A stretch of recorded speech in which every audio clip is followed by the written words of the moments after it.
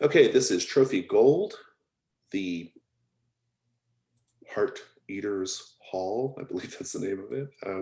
It's a lot of H's. I want to do a quick recap, and then we'll do some housekeeping on the character sheet. After I do my recap, if I miss anything, please just let me know, or be thinking about something if I miss anything. But essentially, you all were hired by the King's Court to go investigate the disappearance of a wizard called Quoton. Quoton was last seen at this inn called the Sunset Crossroad Inn, and so you all made your way there. On the way to the Sunset Crossroad Inn, you encountered some bandits and had some, bandit sort of skulking around bandit camps stuff happen. From that, one of the bandits is following you. We haven't seen that yet, but it is a thing that's happening. You went to the Sunset Crossroad Inn, ultimately found out that Quoton was a guest of a local lady named Lady Holston at her home, Holston Hall. And you also learned the sort of tragic tale of Lady Holston, which is she used to be this bright, shining star in the royal court, but eventually was sort of discarded by the king. And in her anger over that, she just left and secluded herself out in the country, and presumably and apparently, based off your interactions with her, has gone quite mad. While you were at the inn, you discovered that the innkeeper, Bartholomew, was involved in some dark stuff of some sort. I believe Vanek witnessed Bartholomew sort of giving blood libations to some sort of unseen blood god or blood entity. And Triss discovered something dark going on in the basement of the inn.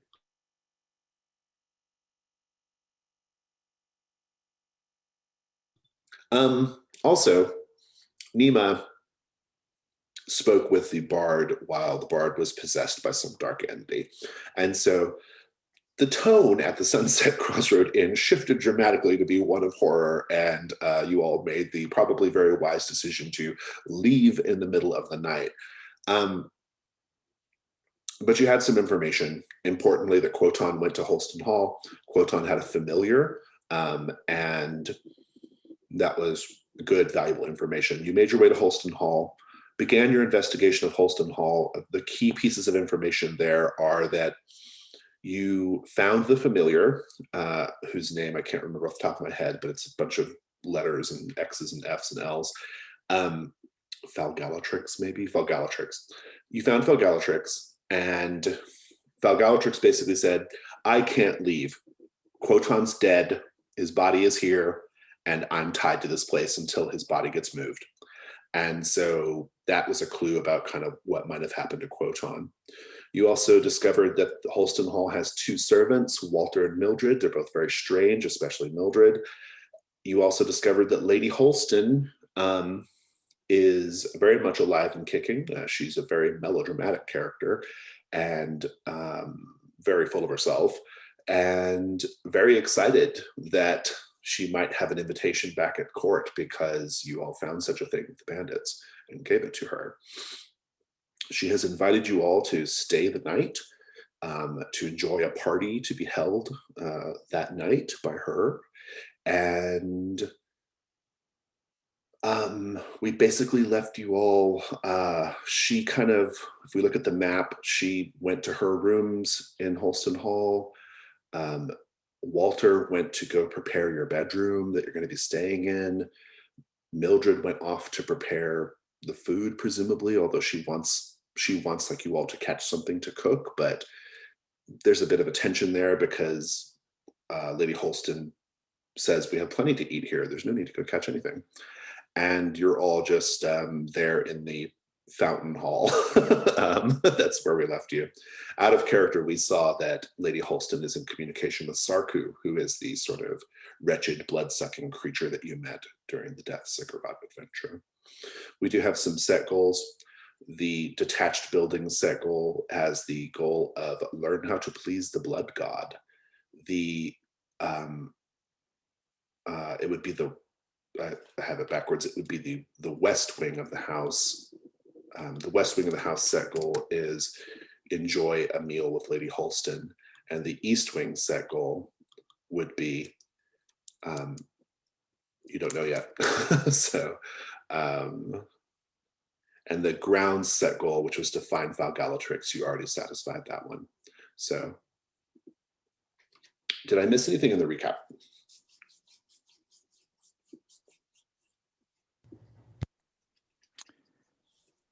No, I don't think so. I think we have, what I noted down is, yes, the grounds set goal, find for Galatrix, we already That's done. Yep. did. And then we have Western, learn how to please the blood god, and Eastern, enjoy a meal with Lady Holston.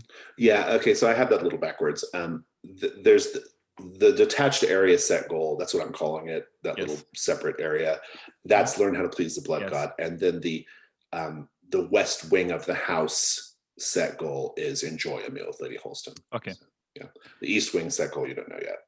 Okay, all right. The east wing is where all the bedrooms and things are. So, anything else about the recap? That's everything I had down in my notes. Okie doke. So let's do a bit of housekeeping. If you'll scroll down to that part of your character sheet that starts with found equipment, I want to know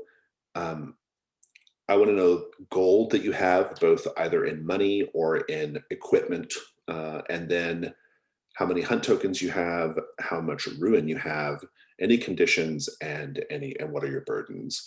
Just want to get a snapshot of where everybody stands right now. I'm going to go in the order of the sheet. So Adrian, tell us that stuff for Triss. Triss has found equipment worth 3 gold. It's a compass worth 1 gold, a small mirror that's not really worth much, and portraits that he picked up in the basement of the inn. He has 2 hunt tokens. Still on the starting ruin of 2 and 3 burdens. So that is already satisfied if he doesn't lose any of the gold. Don't you also have the silver daggers? That is true. I took only 1, I think. But if nobody else took them, then I took them all, I guess. Yes. And they were worth 2 gold total, as I recall. Yes, it was 4 daggers total, worth a total of 2 gold. But you all can split this stuff up later if you want. It doesn't have to be. Great. Good. And also you all have a payout coming to you as well. 1 gold each for just what happened to Quoton, 2 gold if you have physical evidence of what happened to Quoton, 3 gold each if you've retrieved Quoton. So those are the payout, the future payout as well. Let's go to Nima the Bloodletter. Alrighty, so I have 3 gold total in found equipment. I have the tooth necklace from Sarku from the first adventure. I have a sack of silver coins and a small porcelain vase. I have 1 hunt token. My ruin is currently at 2, and I have 4 burdens. Thank you very much. And Vanek the Sullen. Vanek has leftover treasure from the last adventure, a simple ankle bracelet worth 1 gold, but he has no gold otherwise. He has no hunt tokens gathered at the moment. And he has just his starting ruin with no conditions and 5 burdens to accomplish. He does have the spiral crown, which in a pinch he could, sell for 5 gold. Yeah. But ideally that would not be the case. Yeah, I think also let me see, the spiral crown increases your burdens too, if I'm not mistaken. It is included in the 5. Yeah, that's what I'm saying. So if you were to sell it, you'd also reduce your burdens by 1 as well. Correct. Okay, great. which is another, actually, the fact that it increases your burdens is a great excuse to, out of character, to figure out what to do with it. So just try to make some use out of it. Okay, fantastic. So let's just pick up the scene kind of, I don't know exactly what we were doing last time, but I'm going to kind of frame it up this way. The three of you are in that sort of second receiving hall where the fountain is. And the fountain is of Lady Holston, depicted in a traditional manner of a local goddess. There's water tinkling. There's statues of nymphs and fauns all around. I think there's like a window that looks out into the solarium from there as well. We've pointed out a few things on the map already that you are aware of and that you've been invited to enjoy your leisure, the library and the study and the solarium in particular. Walter has gone off to the east wing of the house to prepare your bedroom, and Mildred is preparing the meal or getting ready for the party. And we know that Lady Holston is in the master bedroom preparing as well. So I'm going to go around the table and find out what everyone's interested in doing, and then we'll figure out the scenes. So Tris, what do you think?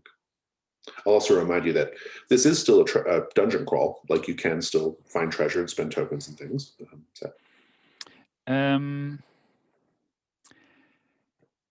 I think Tris is interesting to check out whether there's something to drink to be found around here, like a wine library or cellar, maybe even, or some other spirits. So that is what I think he's just going. He's feeling fine, so he's going looking, kind of snooping around a bit, not too much, kind of, but just really, maybe there's a kitchen, Yeah. What direction are you going? That's important to me. Sure. I think to the direction of the library, let's say. Maybe there's, maybe even in the library, people might like to sit down and have some liquor and read. So who knows, maybe there's a liquor cabinet or something in the library. That's his thinking. So yeah, I think that'd be great. He's going. We'll come back to that. Let me go over to Vanek. What are you going to be doing? Vanek's going to go grab some interesting book out of the library. Mm-hmm. And then he's going to go sit under the tree that Tris was climbing, that Falgalatrix is in. And okay, so it sounds like going to the library initially. Yeah. Initially, yes. Okay. And Nima. So I think if I recall correctly, the room that they're setting us up with is over near the master bedroom. Is that correct? It's on that side of the house, yeah. So I think Nima's going to go to the bedroom first and then kind of use that as an excuse to poke around in that wing. I will tell you the set goal right now. The East Wing set goal is, quite simply, find Quoton.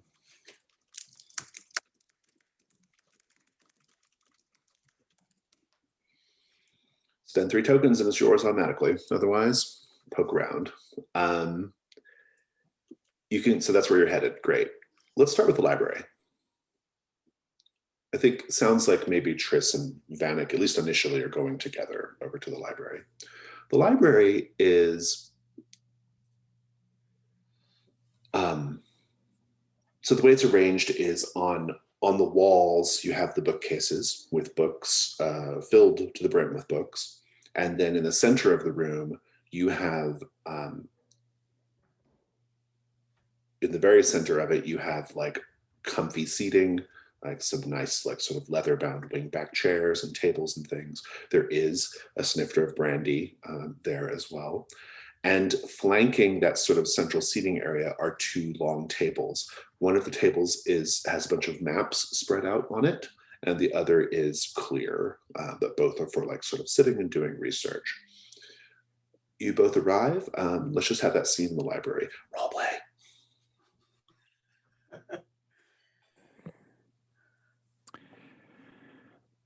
I have already seen a talking bird outside, so I don't think it will matter whether I have some additional drinks if we can find any. What do you think? I mean, a drink would be very welcome at this point, but I think if you found the bird outside, I'd like to grab a hold of a book and then wander out and talk to it. I thought you said, the bird said that its master was dead. Yes. If it knows its master is dead, maybe there's a way that it can help us figure out where the body is, and That's true. that body's worth 2 extra gold to us. You're right. We should go back talking to the bird, I guess. But based on what you told me earlier too, the bird was sort of it didn't want to be found, and yes. so I'm trying to make sure that it can talk to us without drawing attention to itself. So I figure reading a book under the tree might do the trick. Yeah. I think that's good. And I'm sure you're much better able to figure out the right books and kind of get through. I'm only interested in a limited selection of books, I think. So why don't you snoop around here a little bit on the shelves, and I see if I can find a liquor cabinet or something. No problem. There is a decanter of brandy between the sitting chairs. If you want to just go straight to that, you certainly can. Yeah, definitely. I'm gonna pour 2 glasses. I find something for Triss with lots of pictures in it, and make a hunt roll. Something. Sorry. Make a hunt roll. Make a hunt. All right. What type of book are you trying to find? For myself, something that will, if there's, this is basically someone who's hung around nobles for a while. I'll see if I can find a reference for with connections to my past name. Yeah, I think that's great. And you have an appropriate skill in history here, so by all means, take a 2-die hunt roll.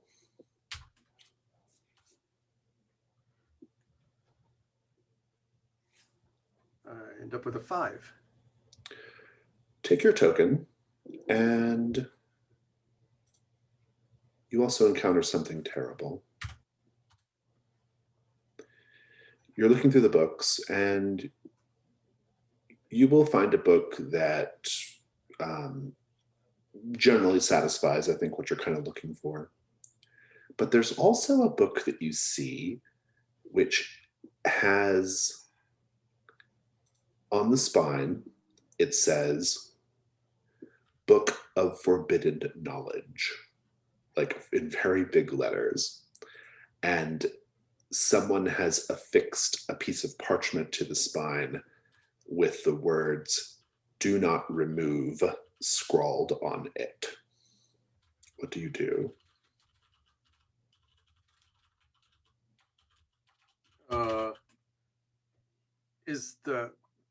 So the book is called the Book of Forbidden Knowledge. Yes. But it has a note in it that says not to remove. It's been taped to the spine, or like affixed to the spine with glue or something, right? It says, "Do not remove." Well, I'm not sure if that means the note or the book. So I'll take out the books on either side just to see if there's something behind it, because that's how rats work. Do another hunt roll.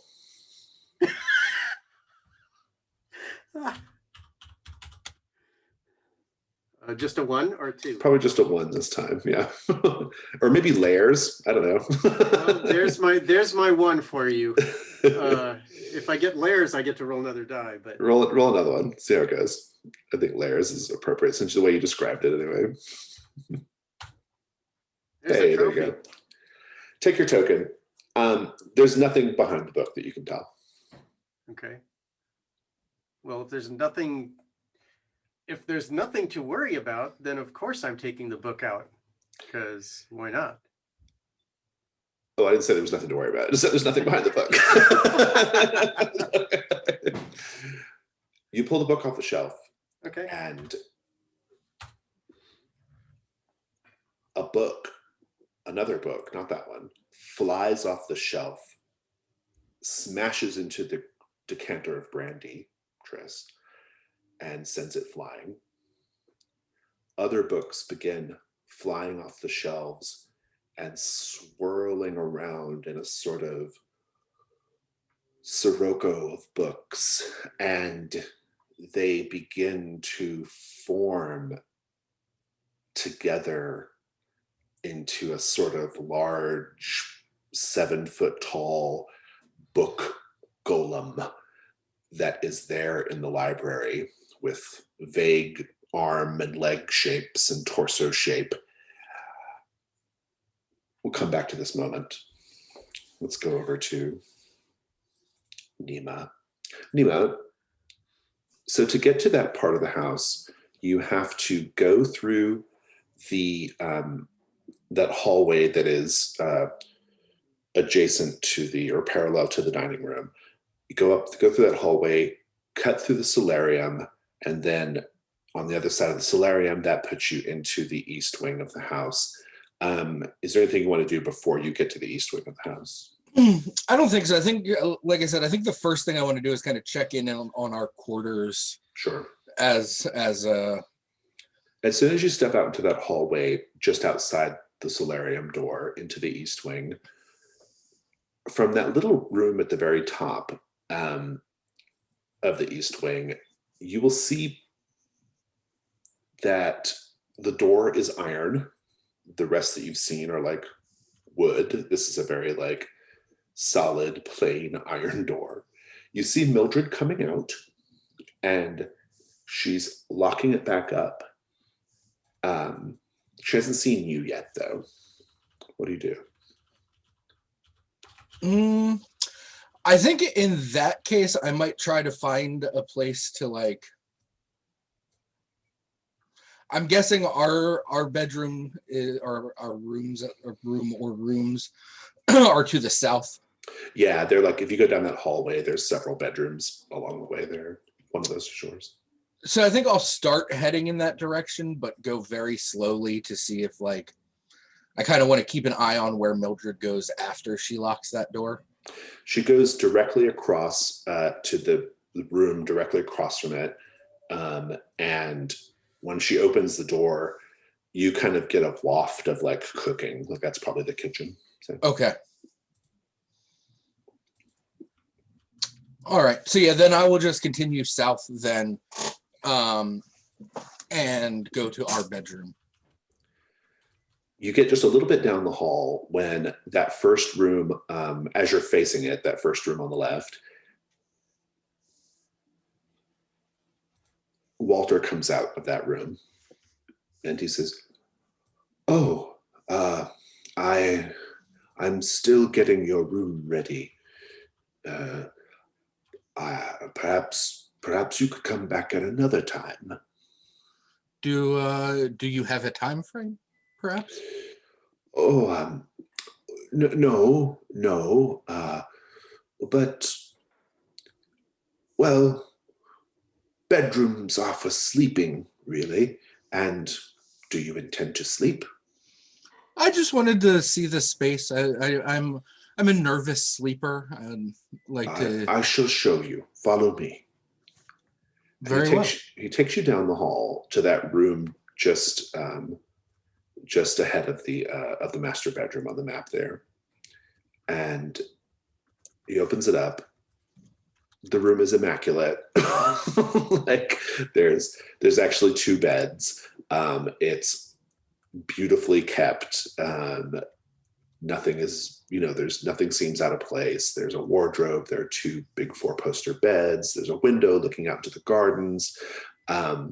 It's lovely. Artwork on the walls, He says, "Now, I apologize for the disarray. It has been a while since we've had guests, and well, to my great shame, I have not been as diligent in performing my duties. We have been on the road for quite some time, Walter. This is far nicer already than any accommodations we've had in months.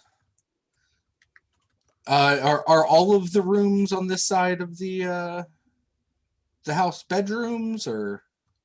Make a hunt roll. You're asking questions now.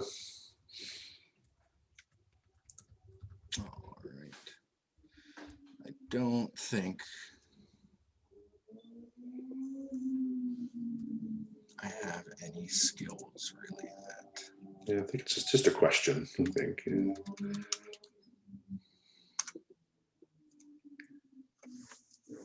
All right, well that's a good start to the session. As a 2, you encounter something terrible. So you ask him about, are these all bedrooms? Is that what you ask? Yeah. He sort of like says, he begins to speak when great big mouthfuls of blood begin dribbling out of his mouth and just dribbling down onto the carpet at quite a significant velocity, almost like gouts of blood coming out of his mouth.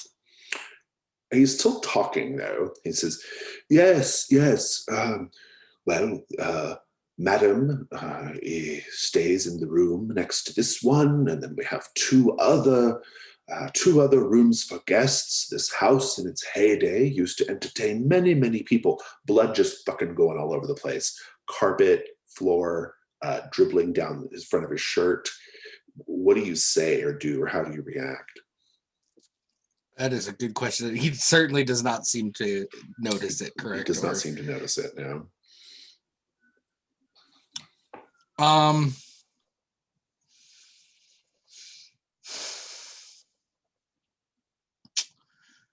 I think I think Nima's unsettled, but doesn't necessarily, like, we've seen enough weird blood related stuff on this journey that I think she while unsettled also understands that this is kind of just par for the course. But I don't think she wants to see it, so I think she kind of immediately tries to like extricate herself from the conversation, and kind of like looks at the blood on the floor, and she's like, well, I see that you have a lot of cleaning to do.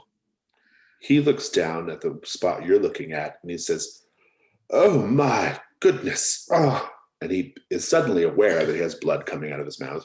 And he says, you'll have to forgive me. I sometimes bite down very, very hard on my own tongue and blood just pours forth.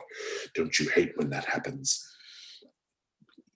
Yes, certainly. I shall get something to clean this immediately. And do you I guess need me to look at that? I am a trained surgeon. No. I wouldn't want to put out Madam's guests in any way. You've already been troubled enough. And he turns to go, presumably to get something to clean the blood up with, leaving you in the room. I think I will poke around the room real quick while he's out. We'll come back to that. Meanwhile, in the library, there's a book golem in the library. It swings its big, like, stack of book arm at one of the chairs at one of the tables and sends it crashing into the wall. Triss and Vanek, what do you do?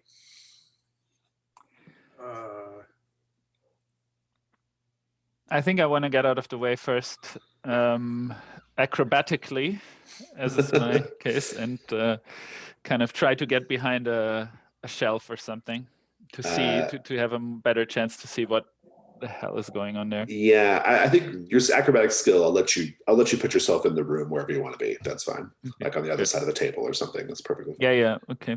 What about you, Vanek? I'm trying to find something to hide behind or under. There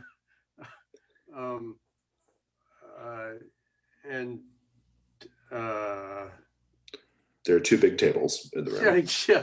Well, that's a start. So yeah, Vanek's gonna dive for one of the to get cover under the one of the two big tables, and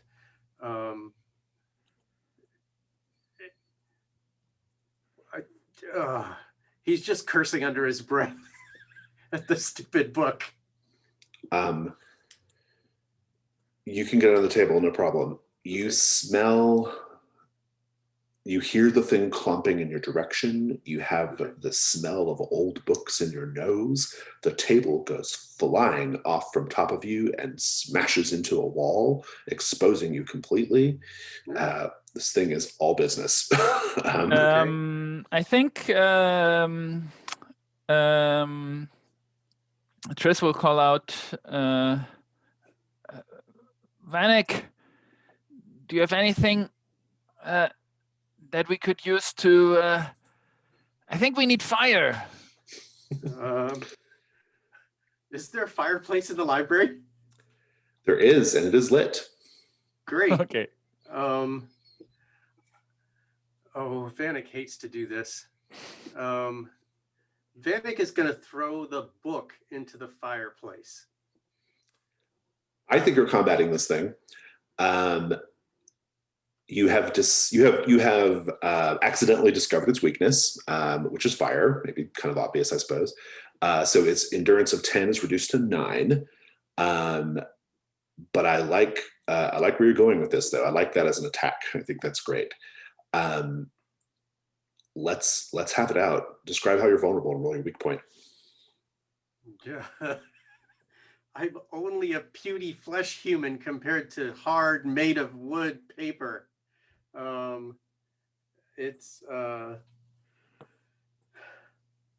My guess is I really don't want to get rid of this book. I think it's valuable. And so I may be hedging my bets and tearing out pages and trying to throw them in the fire until I find the one page that makes this thing die. Very good. As opposed to throwing the whole thing in. So you're being tentative in your actions then. That's how you're vulnerable. Make a weak point roll, /weak. All right. 4. Triss, how are you vulnerable? I think Triss is normally, this is a kind of opponent that he's normally quite good at evading and acrobatically, kind of getting out of the way, but he is a little drunk. So I think that's basically, so kind of getting slapped by the book because he just miscalculated, kind of like a dancing step or something. So roll weak. That's 6. All right, so we're looking for 9. The first combat roll is 2 dice. Go ahead and Triss, why don't you go ahead and roll combat 2? All right.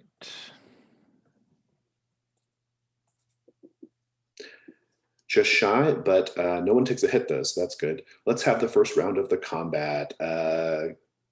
Kick us off, Triss. I think Triss is kind of trying to, seeing that Vanek is looking from him, like they had this exchange about fire, looking from him to the fireplace, to the book in his hands, kind of getting what is going on, and kind of tries to get the attention of the golem and kind of, gets up from behind the shelf where he was hiding and kind of dances around the golem a little bit and maybe giving Vanek an opening to throwing the book into the fireplace. All right, keep the combat going. Keep the scene going, Vanek. Vanek rips 3 or 4 of the pages out of the book and the note, and throws them into the fire, and then dodges out of the way as the thing swings at him. Sort of clumsily, since he's trying to read at the same time. It doesn't work very well, but he's like, what am I actually throwing away? And then ripping out a page and tossing it in the fire. I love it. Vanek, why don't you go ahead and roll the next combat? It's 3 this time, combat 3.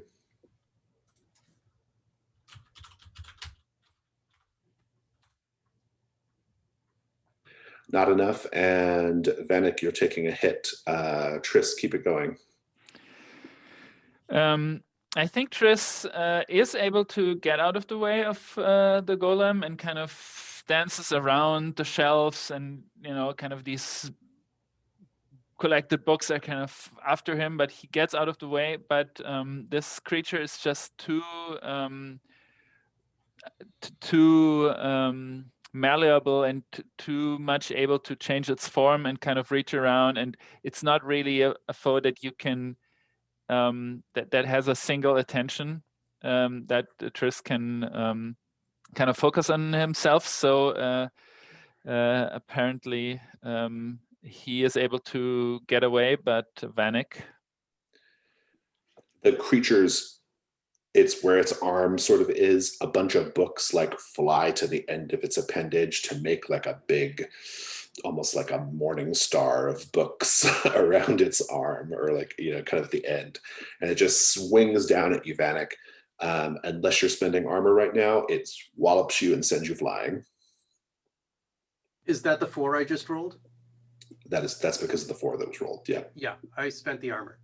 Okay. So you describe how the armor protects you. What happens?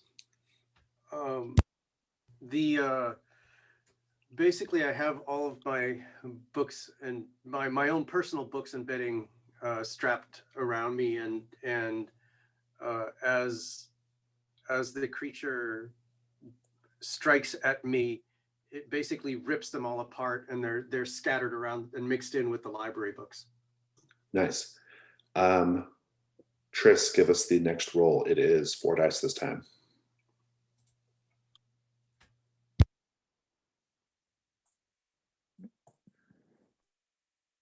That is enough. Here, there you go. It's defeated. You both take 1 hit though. So Triss, keep it going. I think seeing that Vanek gets hit, this is kind of where Triss steps in and really tries to get closer to the thing, and really kind of like, hey, over here, hey, can't you see this is really all this beautiful brandy on the floor. You're gonna regret this. And he gets whacked. Yeah, indeed. Sends you flying with its big book mace arm. Finish the creature off, Vanek. What does this look like?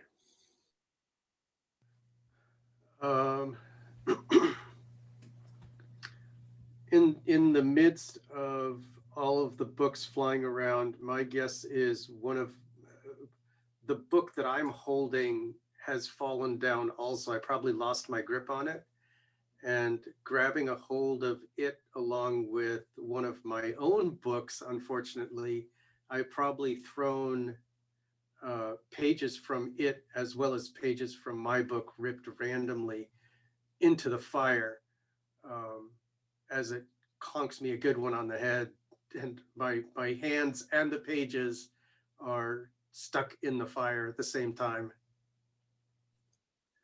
And how is the thing finally destroyed? It probably gets consumed from the inside out, as some critical page with its summoning text gets burned up. Nice. And I think it just like collapses in a pile of books at that point, right? Yeah. Good. So what was your finishing ruin on for both of you at the end of that? I have 3 total now because I took 1 from that last hit. And looks like Triss is at 3 as well. Okay. Fantastic. Vanek, go ahead and roll 9 gold dice. You'll be able to find rare and valuable books in gold from the pile. 3 of them, in fact, not bad. On the stats, that's really, or on the probabilities, that's really good. You're going to get 3 books, 3 valuable books. You just have to name them, and they're yours. They're worth 1 gold each. Whoever wants to take definitely books. Vanek's thing to do. Yeah, go ahead, Vanek. Let's cut back over to Nima. So Nima, I think right when he kind of, as Walter kind of goes down the hall, that's when we hear the crash from the other side of the house of the library being torn up. And you hear Walter say, "My goodness, what was that?" And he heads into the solarium to go towards that noise. What do you do? I will take that as now probably a slightly even longer opportunity to just kind of rifle through the room. Okay. And see what I might be able to find. Indeed. Take a hunt roll. I think maybe because I don't know how long he's gonna be gone, I think maybe my like strength and destruction skills here, like I'm just trying to You're just like wrenching shit open. Yeah. just going real fast. I'm into it. Go for it. 2, there we go. Nice. 6, you get a token. Let me take a look at the thing. Yeah, so I will tell you that like you kind of toss the room a little bit and you don't really find anything of, at least nothing that like indicates what happened to Quoton, that's for sure. You do find in the wardrobe, it seems that maybe the wardrobe in this bedroom is like overflow for Lady Holston's wardrobe, her clothes wardrobe, because there's gowns and dresses and headpieces inside the wardrobe. Guests get a little tiny corner of the wardrobe. The rest is sort of given over to her things. But there's no indication of like what happened to Quoton in this room though, that you can tell. But you get your token. All right, and then I will I guess head out. I think based on our weird bloody conversation, that gives me a pretty good idea about what the rest. Are the 2 doors kind of to the north between our room and the kitchen locked? If you check them, yes, they are. Okay.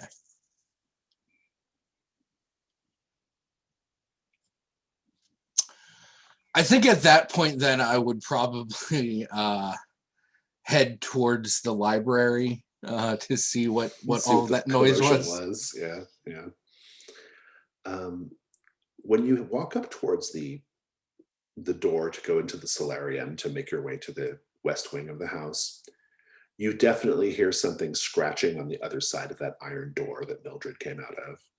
Just a. All right, I might drop down that hall really quick then and see if I can like listen at the door. And from behind you in the kitchen, you hear Mildred singing a song as she cooks her food. Are there actual words, or is it just yes and no? It's yeses and nos set to a melody. It's yes, yes, yes, no, no, no, yes, yes, yes, yes, yes, no, no, no, no, no. Oh. Make a hunt roll as you listen at the door. All right.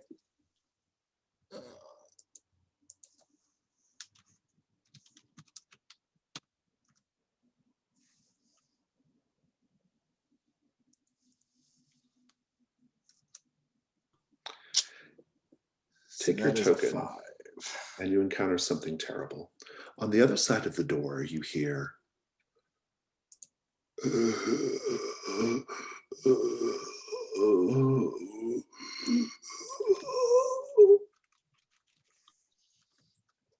Good. That's good. What do you do? I think just because it is starting to get to a number that worries me about rolling ones, I think I might spend my 3 hunt tokens to solve our set goal here. Oh, you have 3. Spend them. You can, certainly. You smell something coming from the room that is just after the kitchen in that long hallway. You smelled it before, and now the odor is very pronounced. If you go, I'm just going to take over the fiction for a bit since you spent the tokens. You shove the door enough to bust the lock and open the door. And you are hit with the smell of rotting meat, basically. And you see in a tall wardrobe, the room looks very similar to your room, but it's a little smaller. But there is a wardrobe, or like a big, tall, standing cupboard in the room. And you see an arm hanging out of the door from inside the cupboard. What do you do?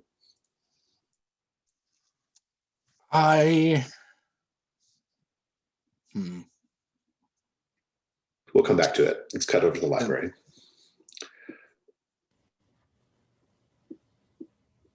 Have you found your books, Vanek?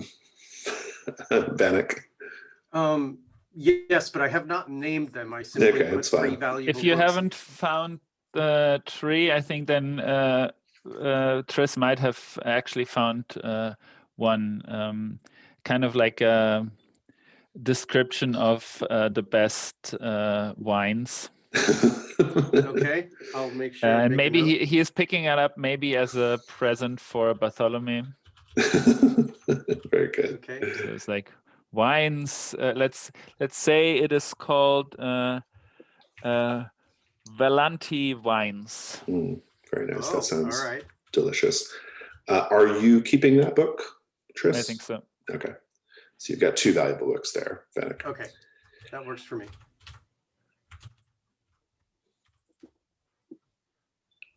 Walter comes in to the library, responding to the commotion. He's covered in blood. His white shirt is soaked with blood, and his blood caked around his mouth.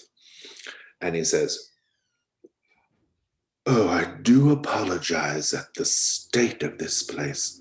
My goodness, what an embarrassment that the madam's guests should have to avail themselves of the library in this condition," he says, looking at the crash table and books everywhere. It's no trouble. It's no trouble at all, Walter. I was reaching for a volume and some other ones fell out. I'll put these all away. Don't worry. Don't bother yourself at all, sir, please. And he kind of begins to pick up the books, very one by one, picking up the book and walking it over to the shelf. He says, please, if you would be so kind, go to the study to relax while I clean this place up. This is disgraceful. I say my own books have spilled out. Some of my own books have spilled out. Let me get those out of your way. Are you okay? He says, he says, oh, yes. I accidentally severed my tongue earlier, and well, blood gets everywhere, doesn't it? I suppose it does. Perhaps you should take care of yourself first. Yes. And come back and deal with the books. Well, sometimes this job gives you a fright, and it causes you to do terrible, terrible things. And his tongue doesn't look severed, by the way. Like he's talking perfectly fine. Yeah. And he goes to continue clearing things up. What are the two of you doing? Triss, what are you doing? I think Triss is trying to salvage the rest of the brandy, if there's any, kind of like picking up these little shards, and dripping them into this glass, something like, and looking around and saying, this was unexpected. Is dinner going to be ready soon? Oh, yes. Dinner will be ready at sundown, probably in an hour or so. Mildred is still very upset that she had to make do with the foodstuffs we have here. In her opinion, inadequate, but Madam thinks it's more than enough. Can you tell me something about the solarium? What would you like to know? What is that place, and what does it offer? Well, it's a place to sit and sun yourself, and to read, to watch birds and animals. It's a glass enclosure, of course, giving a perfect view of the gardens at the rear of the house. I think It's that sounds splendid. interesting. Yes, I think I would like to see it. I would be happy to escort you, but I am quite busy here. Vanek, what do you think? I'm happy to put away the books. Feel free to show my friend the solarium. He says, if you're sure. It gives me joy, I say. Very well, very well. Follow me, and he will lead you away, Triss, and we'll take a 5-minute break. Okay, we're back. I'm going to go over to Nima. So Nima, there's this arm hanging out of the cabinet in this bedroom. What do you do? So I think being from a monastery that specializes in surgery, like the intensity of the smell is probably more than she's used to, but like Nima's still kind of used to this kind of like this smell of death. And so I think she's able to kind of steel herself and goes over to the armoire cabinet. And I think the first thing I want to do is try to find something that might be able to satisfy the like mid-tier reward. Something that I could use to present as proof of Quotan's death. So I don't know if maybe as a ring that was given. No, for sure. So when you open up the cupboard, you do see his body's been stuffed inside. You can tell that his heart has been efficiently excised because of I'll give you that for free because of your surgery skill. So there's just like a big hole where his heart should be in his chest. And his robes are totally ruined. Really, the only thing of his clothing that's still like, it's not covered in gore is his cap. But also you see sort of still like, they look like they were just like shoved in the cupboard with him. There is that's just one thing. It's like his wand, basically, like a kind of long, willowy piece of wood, kind of laying on top of him. Okay, I think she'll take that, figuring that's probably a decent piece of proof. And then you said this is similar to our room. So is there a window that looks out on the grounds? There is, yeah. I'm gonna take a quick look out of the window and see like how close the woods are. Take a hunt roll.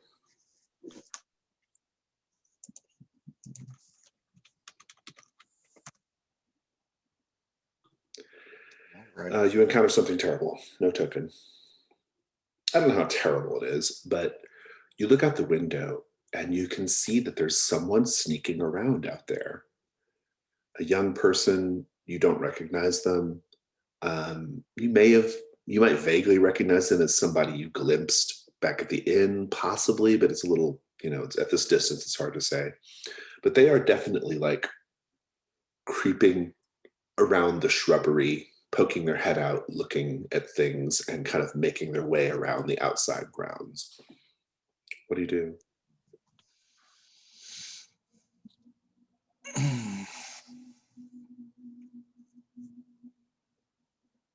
I'll definitely take note of them, but I feel like there's too much going on right now to fully deal with that. It's not good, but so yeah, I'm just trying to find, because I don't want to I don't think that I could hide Quotan's body somewhere else because of the stench, like somewhere else in the house.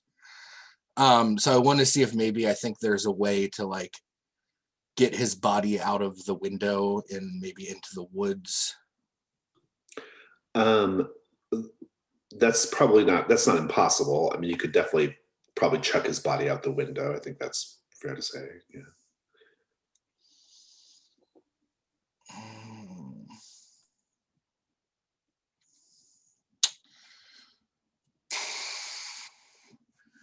Yeah, I think I'll do that. I'm gonna like make sure that the door on this side, like the door into this room, is shut.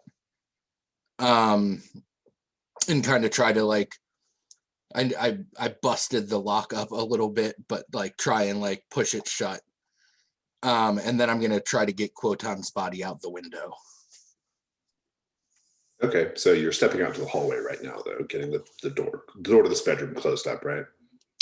No, I'm not gonna leave the room. I'm gonna go out the window. Oh, you're on the other his side. body. Got it. Okay. So I just want to like shut the door and make sure that it looks from the outside, at least, hopefully not like I kicked this door in. Yeah, that's great. We'll come back to that. So Walter is leading you out the library, up the hallway towards the solarium, Triss, and he's giving you telling you some history of the house, right? The Holstons have lived here for several generations and on, right? But now Lady Holston is the last of the Holstons and so forth. Sadly, for the Holston line, she never married or had children, that kind of thing. And he says something like, "How could a woman such as her marry? No man is worthy of her. Not even the king, as he so ably demonstrated all those years ago." Have you been working long for Lady Holston? I have worked for Lady Holston. I have worked in Holston Hall for, well, all of my life. That is a long time, of course, and you have found this employment to be suitable and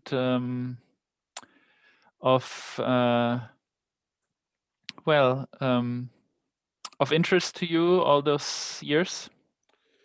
Well, there are certainly strange things that happen in this house. That is certainly true. Every Lord and Lady Holston brings their own particular character to the management of Holston Hall.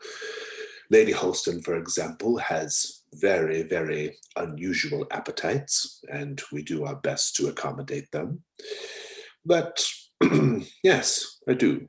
I do quite like my job. Well, this is good to hear. Say you said there are some strange things going on in this house. Is that something that you might be able to tell me a bit more? I'm quite interested in what is all of this here, and well, of course, Lady Holston likes to eat people, and it makes it a bit of a well, it's hard to keep things tidy. I see. And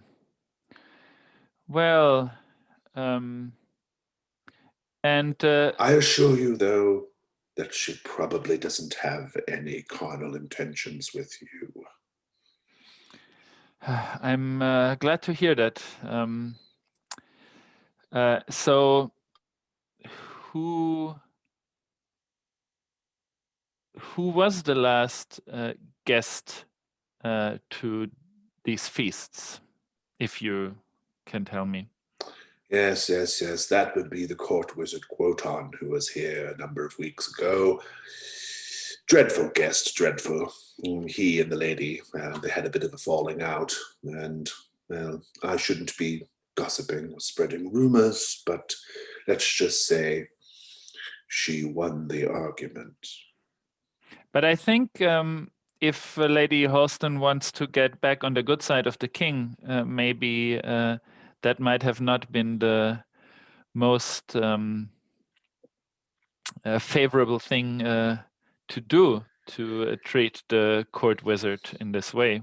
Don't you think? It is not my place to offer an opinion on the comings and goings and doings of my social betters, and so I shall endeavor to keep my mouth shut. The solarium.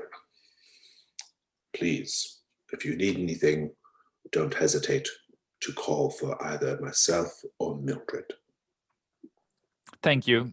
And I think Triss will have a look around and see if from this vantage point there's something interesting to see out in the gardens, or maybe if someone left something here, an earlier guest in the solarium. Yeah, the solarium, basic information. It's just like a sitting area. The room is all glass on, it's glass above and glass on three sides, right? And there's a window behind you that looks into the fountain hall. And there are plants, potted plants and things like that. And it looks out into like the sort of rear gardens, which are where there's some very beautifully manicured flower beds and things and hedgerows.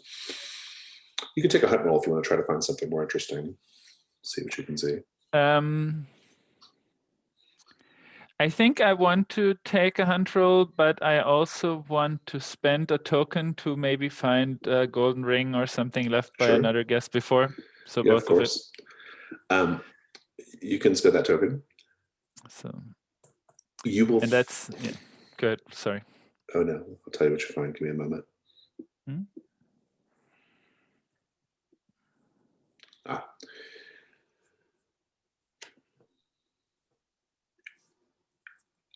Where are you looking? That's important.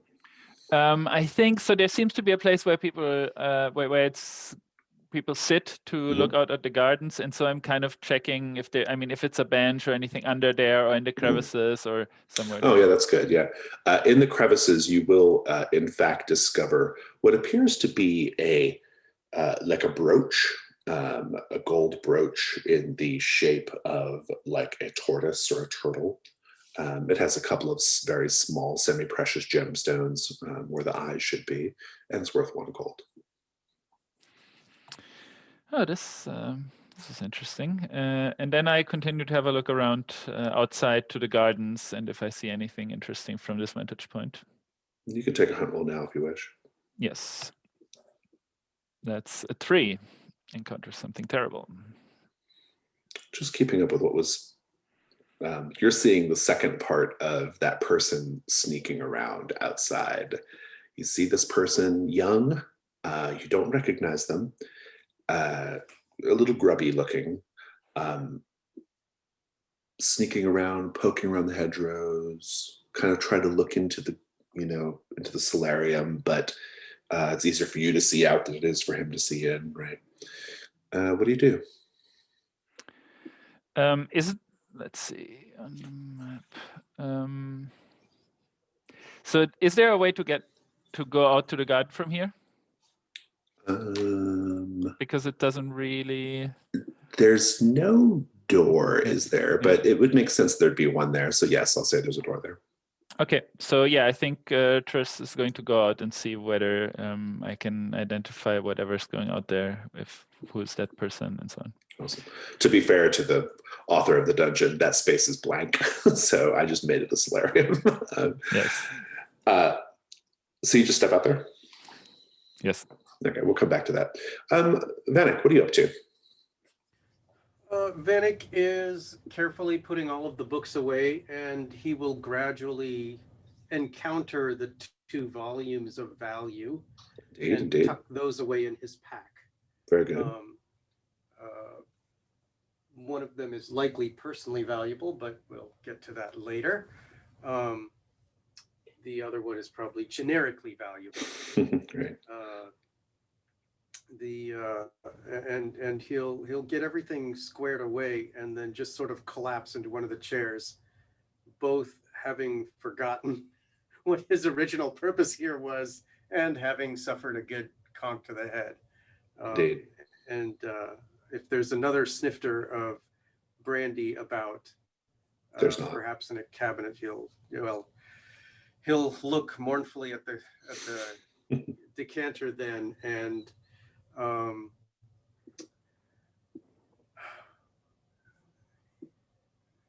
he'll take his books and step out of the library, and as soon as he does, he'll remember that he was headed to the bird when this all started. So he'll go out under the tree at this point. Okay, very well. Yeah, so you can kind of head down the hall, past the study, out into the little sort of open air courtyard. And you're going to the tree, yes? Yes. And Do you try to make contact with Falgalatrix, or do you just sit? I do. I'm going to park myself under the tree and I'll say, "Psst, bird," after looking around and making sure there are no observers. You hear a voice say, "I do have a name, you know." I've forgotten it already. One of my companion told me. My name is Falgalatrix. Some call me Falgalatrix the Trickster, but that's a bit complicated to say. You know, it's the repeating sounds, the tricks, the trickster. I prefer Falgalatrix the awe-inspiring. So, bird, I think you mentioned that, at least my companion told me that, feels strange talking to a bird. A companion told me that that Quoton had died here, and so you could not leave. Do you have any way to finding out where his body is? Well, I don't know exactly. I'm sure it's somewhere in the house. I have to confess that I am a bit stuck. I can't really leave this tree. The house has been hexed in some manner to prevent me from leaving or otherwise exploring beyond this small garden. It, you know, I don't know exactly how it works, any of it, magic. No, I haven't had a chance to really investigate what's happened to my colleague's body. If I had a sack or something, could you get in the sack and I could move you out? Well, I have to say, it is not the most tempting proposition to just climb into some stranger's sack, but we could give it a go. I'll see what I can find. Splendid. All right. And having talked to the bird, I'll see what this detached building is, since I don't know what it is. And I'm out here. Yeah, we'll come back to that. Okay.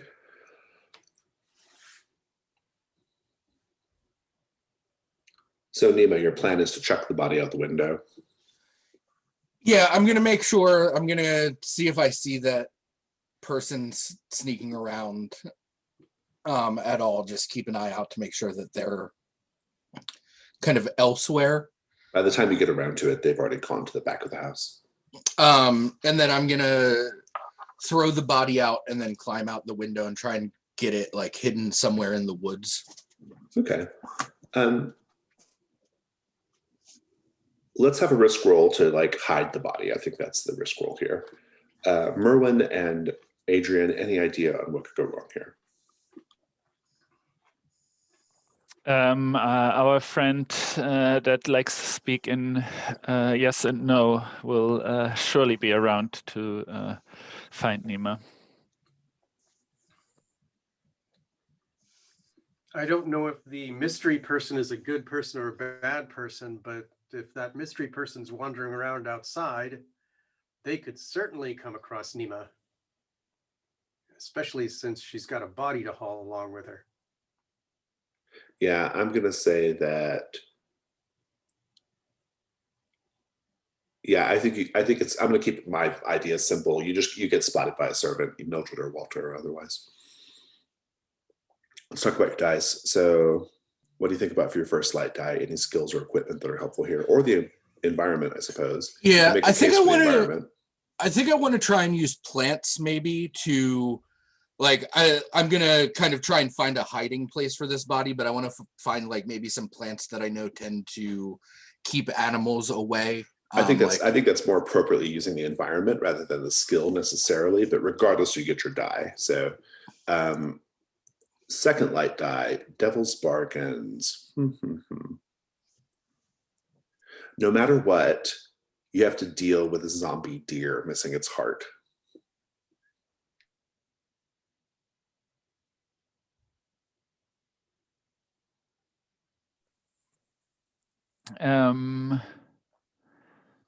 No matter what,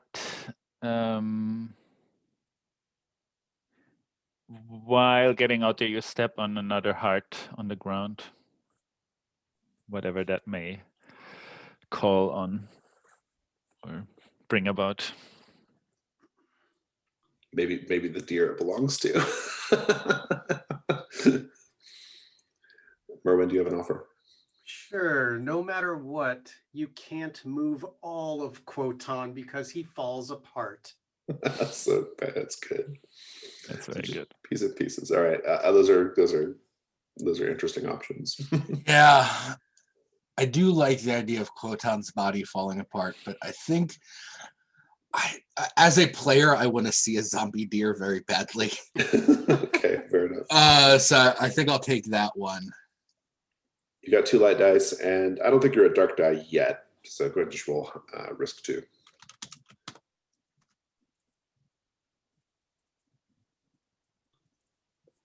All right.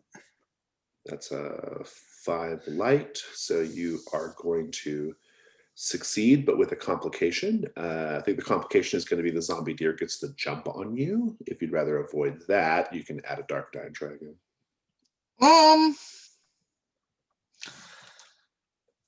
Yeah, let's try. So that's risk 2 space 1. Yes. Same result, and you have to stop, and your ruin goes up. So Great. The ruin increase is basically going to be, I think, just from the horror of seeing the zombie deer. Give me the moment right up into the point where you get the body out of the room. So yeah, I think Nima she grabs the body and kind of fireman carry throws it over her shoulder and gets over to the window. And opens the window out and kind of peeks around to make sure she doesn't see the servants or this random figure that she spotted. And so she like throws the body out. I think maybe she like just as a quick potential distraction, maybe pulls like the arm of a piece of clothing out of the armoire. So like if you look in real quick, it still looks like there's something like an arm sticking out of the closet. And then she kind of just jumps out the window very quickly, wanting to get out of here as quickly as possible, pulling it shut with her. Fantastic. We'll come back to the deer in a moment. Let's go over to Triss. So Triss, you're just going outside and you're going to call out this guy or what? Yeah, I mean, just continuing what we're doing, I think Triss is kind of happy-go-lucky going around there. He has heard some horrible things, but he has not experienced that much. I mean, he's just been whacked by a book golem, but just once, and he still feels okay. So I think he just calls out there and says, "Friend, we're going to have dinner soon. Do you want to join us?" And you hear behind you, Lady Holston says, "Ah, have one of my guests arrived? Splendid, splendid." And she floats out to the rear garden and she says, Where are they at, dear? I'm not sure. I've seen someone around here, but She's like, oh. I only saw a shadow. She's like, I'll find them, don't worry. And she like sticks her nose in the air and begins to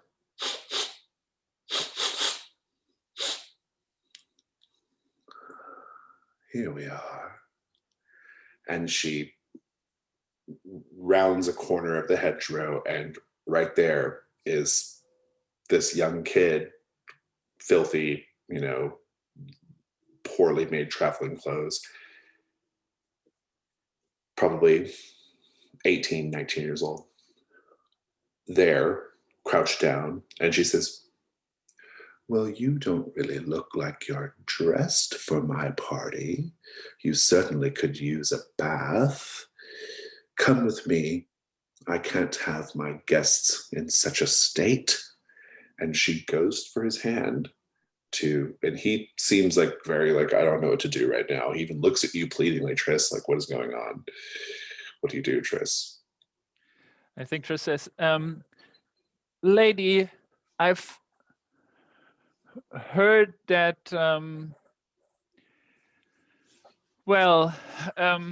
that some of your guests might not actually be around to listen to or to watch me dance later in the night.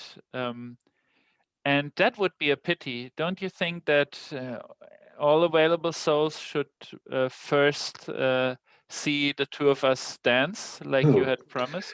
No, my dear. You are certainly very, very light on your feet, and you do possess a dancer's carriage, but you certainly don't possess a sense of showmanship or flair or style. You don't reveal your best act before everyone's seen it. No one comes to watch the dress rehearsal, dear. No. We don't want to spoil the surprise, do we? Come.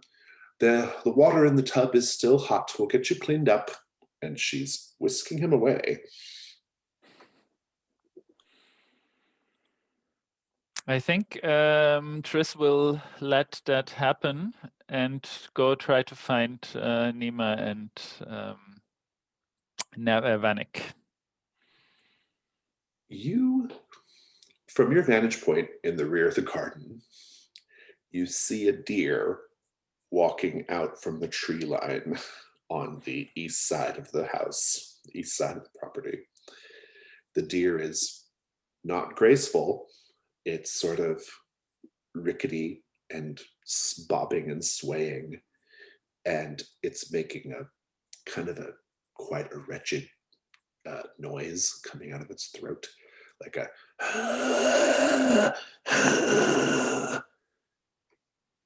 it's approaching something. You can't quite tell what. What do you do? Trying to see what the deer's looking at, or what if you take a closer look, I'll give it to you for free. You see Nima hanging out of the window, a window on the east side of the house, pulling something out at present.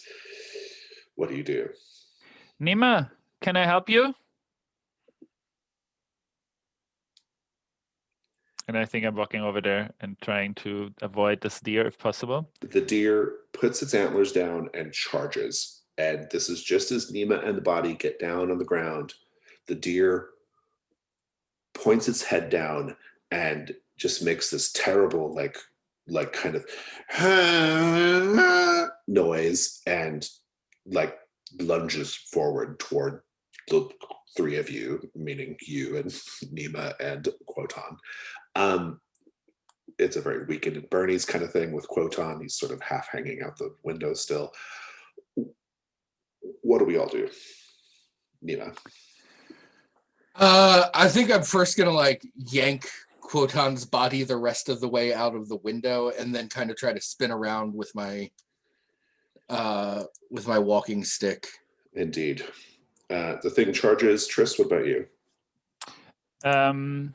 Trying to get out of the way with my evasion abilities. You can avoid it, no problem. The deer's charging right at Nima. Or can I do more of a kind of torero move of trying to get its attention and then get out of the way, so maybe it charges against the wall? Oh, I like that. So I like that as a risk roll. Yeah, that's fun. We'll come back to that. Let's go back over to Vanek. Vanek, where did we see you last? Vanek that's right. You were going to the little outbuilding, right? Correct. Yes. Let's talk about that. First of all, as you head that way, Falgalatrix will say, nothing good happens over there. Let me assure you. Nothing good happens in the library either, I say over my shoulder. You'll get no argument from me, friend.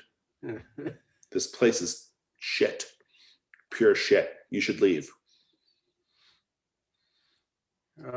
Well, maybe I'll find a sack if this is the gardener's tool shed.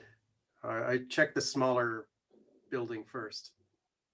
Yes, the smaller building, which is sort of like the closest to the tree, the door opens up easily. It is in fact a shed. There are sacks of fertilizer, there are gardening tools, and all sorts of things like that. Okay. See if I can find one that's empty or relatively not as bad smelling and large enough to hold a large bird. Take a hunt roll.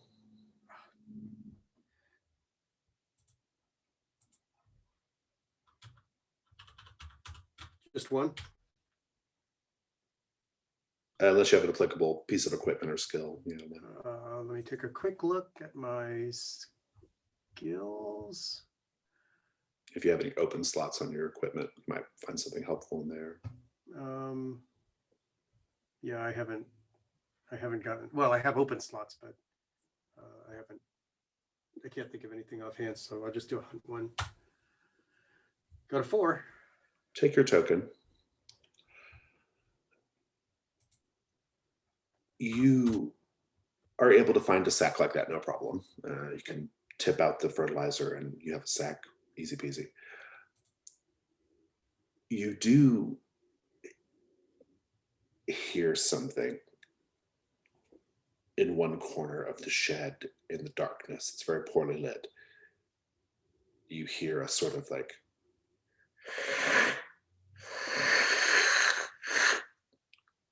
what do? Grab a pitchfork from the shed. Sure. And get the sack and back out slowly, keeping an eye close to the ground to make sure that nothing's trying to track me out. You can do that, no problem. You can leave and close the door quietly. Felgalatrix will say, by the look of you, you saw something really bad in there, thereby confirming my original hypothesis that nothing good happens over here. Well, I didn't see anything so much as, well, it could have been a giant rat, and I really don't feel like dealing with a giant rat at this point. I'm pretty good with rats, as it turns out. Maybe not giant ones, but... Well, I look around and make sure there's nobody, the annoying Mildred and the slightly less annoying Walter are not around. And I'll say, let's check this one out for size. See if this works for you. He's like, oh yes, the aforementioned sack, terrific. Okay, and he hops out onto a branch, and you can collect him in the sack, no problem. Okay, all right. I say, well, I can't leave just yet. We're supposed to be having dinner with the lady of the house. So I'm just supposed to stay in the sack? Is that the plan? Stay in the tree. Stay in the tree. I'll come get you before we leave. In the sack? No, in the tree. I'll bring the sack again. I just want to make sure you fit in the sack. Boy, I'm doomed, aren't I? Would you rather stay in the sack? I'm completely doomed. I can already tell. This is it. I'm going to meet the fate of Quotan. This is horrible. I shall stay here. I'll keep the sack too. That'll work for me. And so, all right. Then where do you go? I will wander off to see if I can find my companions at this point. Fair enough. You're not really in a place to know exactly what they're up to right now. But not at all. Cutting back over to that moment though. Okay, so risk roll to sort of like cause the creature to charge into a wall or something is the plan, Tris. I like this. Blaine and Merwin, what could go wrong? I'm going to keep my idea easy. You have to combat it, basically. Maybe not necessarily combating it, but like as it's running into the wall, it could clip Tris and potentially do a little bit of damage or cause some kind of condition. It's not clean. Merwin, any ideas what could go wrong here?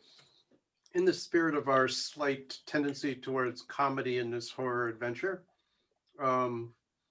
the deer, as it's trying to gore Nima, lowers its horns and picks up the corpse of Quotan instead, and simply starts running off with it. So That's pretty great. Because of all of its weeks of decomposure, it's almost certainly probably easy to hoist out of there. Good. Okay, let's talk about your dice. So you have your acrobatics and evasion and distraction, even all those things apply. So you got 1 light die and devil's bargains.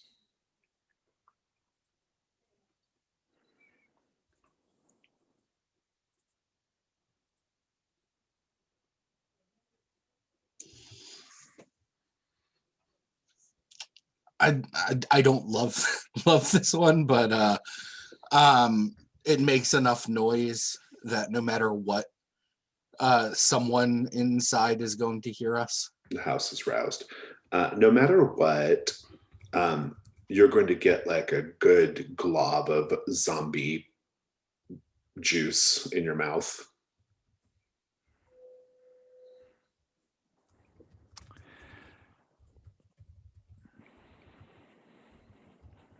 Rowan, do you have an offer?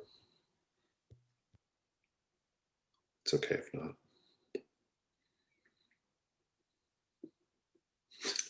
I just saw the chat, Zombambi. oh, sorry. Yeah, no, I don't have anything specific for You got 2 choices, Tris. What do you think?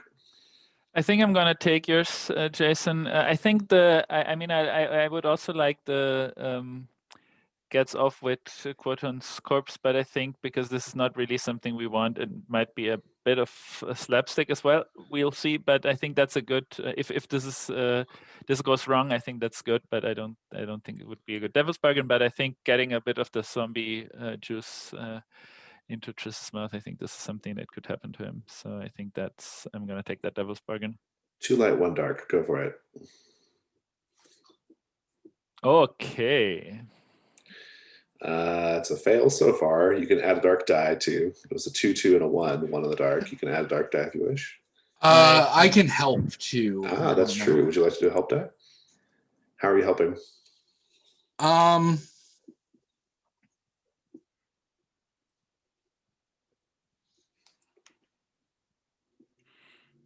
That is a good question.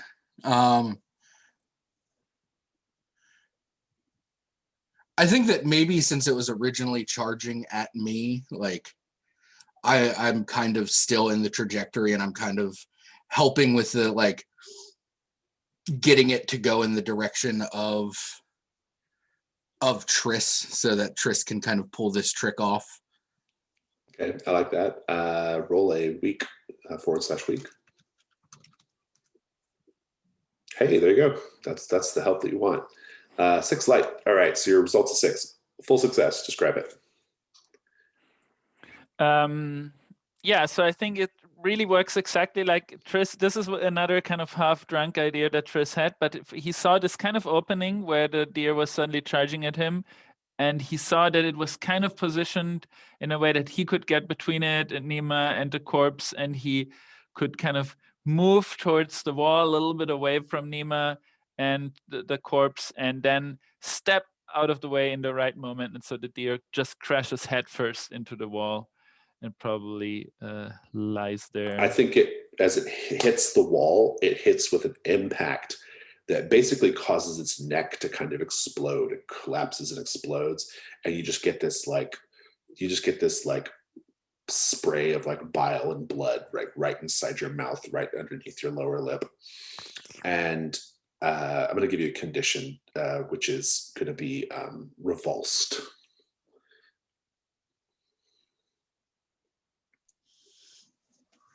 We can continue the scene from there.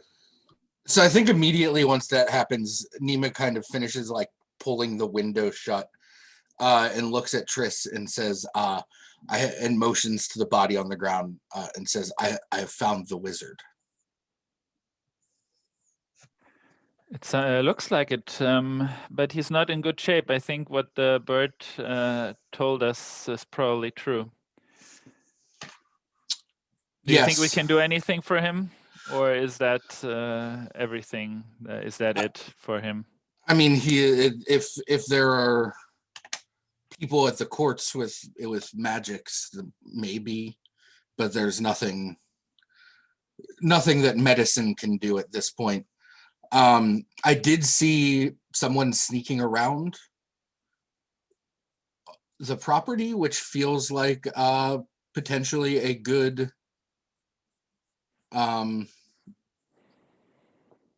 patsy. If we hide the body in return, we could potentially, if anyone finds the body missing, we could blame it on them. But I think for now it is best for us to hide this body somewhere where we can retrieve it once we have Vanek. That sounds good. Let's try to find a place. I'm gonna help you. Hiding it somewhere deep inside the tree line is no problem at all. I don't need that scene. Let's cut back over to Vanek. Okay. So Vanek, you're heading back towards the courtyard, right? In fact, I am. And I'm headed not only to the courtyard, past the courtyard, into the main hall. As you get to the courtyard, you hear splashing coming from Lady Holston's tub. Where I've made that mistake before. Yes. I shy away from there. And you hear her say, there. Now go ahead and get all the grime off. And here you are. I have all sorts of fabulous oils and soaps imported from various kingdoms. I have fantastic sort of oil from Nagane that makes your body so supple and so smooth. I credit it with keeping me so youthful looking. And has anyone ever told you that, well, you have a really, really fantastic heartbeat? I mean, it's just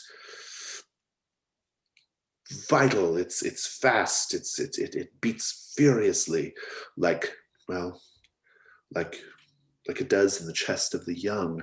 You have energy and vitality, don't you? Yes, you do. How old are you? 20, 21?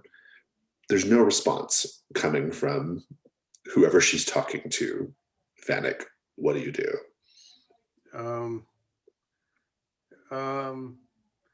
Yeah, this is just getting worse and worse. I'm moving down the hallway to the fountain. I don't care. I saw her where I shouldn't have seen her before, and now she's got someone with her. That's even worse. So well, it's unclear if she's in the tub. Sounds like she's walking. You can tell she's walking around. Like there's someone in the tub and she's walking around talking. Right.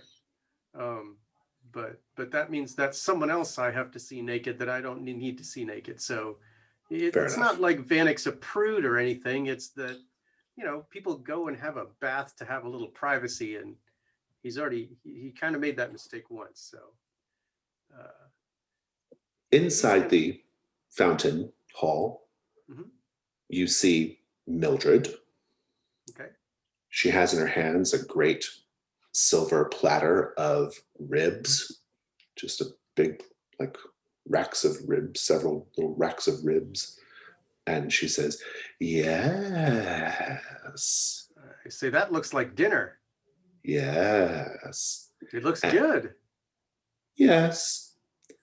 And she walks to the left, or to your left, towards the dining room. Is that the large room to the left of the solarium? It is indeed, yes, on the other side of the hall. Yeah. Oh, I'm gonna follow right behind her and see if I can sneak one of the ribs as she sets the platter down. Indeed. She does set things down, and she's inside this room. There's a long table, really long. It looks like it can seat 24. Okay, it's really, really long. There is a gigantic portrait over the fireplace at one end, a portrait of Lady Holston, painted to look like a sort of conquering warrior, right? This sort of motif. And there are chandeliers. There are cabinets full of various like bottles of wine and spirits and things, fine china, fine china, cutlery, that sort of thing. So you're going to sneak a rib? I will wink conspiratorially at her as I shiver on the inside, and I will sneak a rib with her watching. She says, yes, yes. And she leaves you there and goes back out to wherever she's came from. All right. I grab it, and I've got it as finger food, and I'm wandering through looking for looking for Vanek and not Vanek, looking for Nima and Triss. Indeed. So, Nima and Triss, you can hide the body under some underbrush or something, no problem. Then what?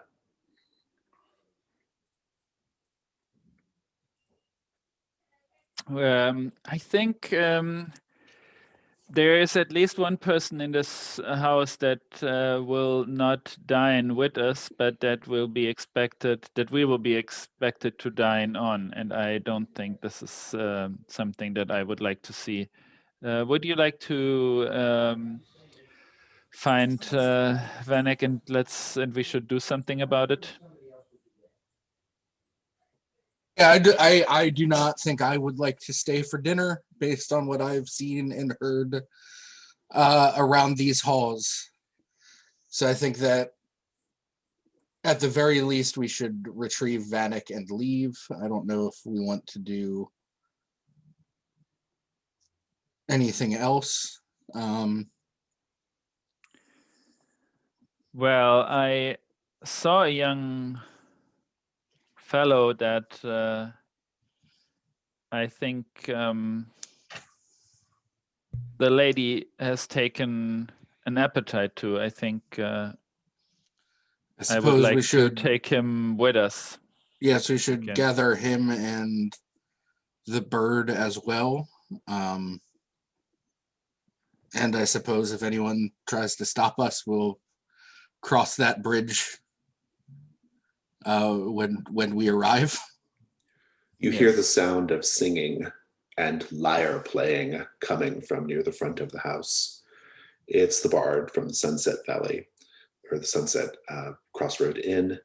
You hear him singing a song of the beauty of Lady Holston, and he's improvising, ad-libbing. Will the beautiful Lady Holston allow us to join her feast? Da da da da da da da. You know, the song goes. You hear that from round front as you come up. Would appear more guests are arriving. That could be, if it is people from the inn, this could be a problem. Little unclear how they would have gotten word so fast to be here right now.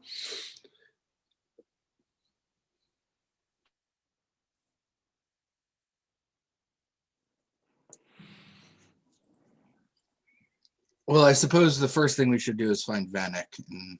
Yes, I think so. I think at the intersection of so which direction are you coming back up through this sort of the entrance to the house where the tub is, or are you going back to the front or circling back around to the solarium? Vanek would probably go to the solarium. I was asking, you're going to the solarium, right?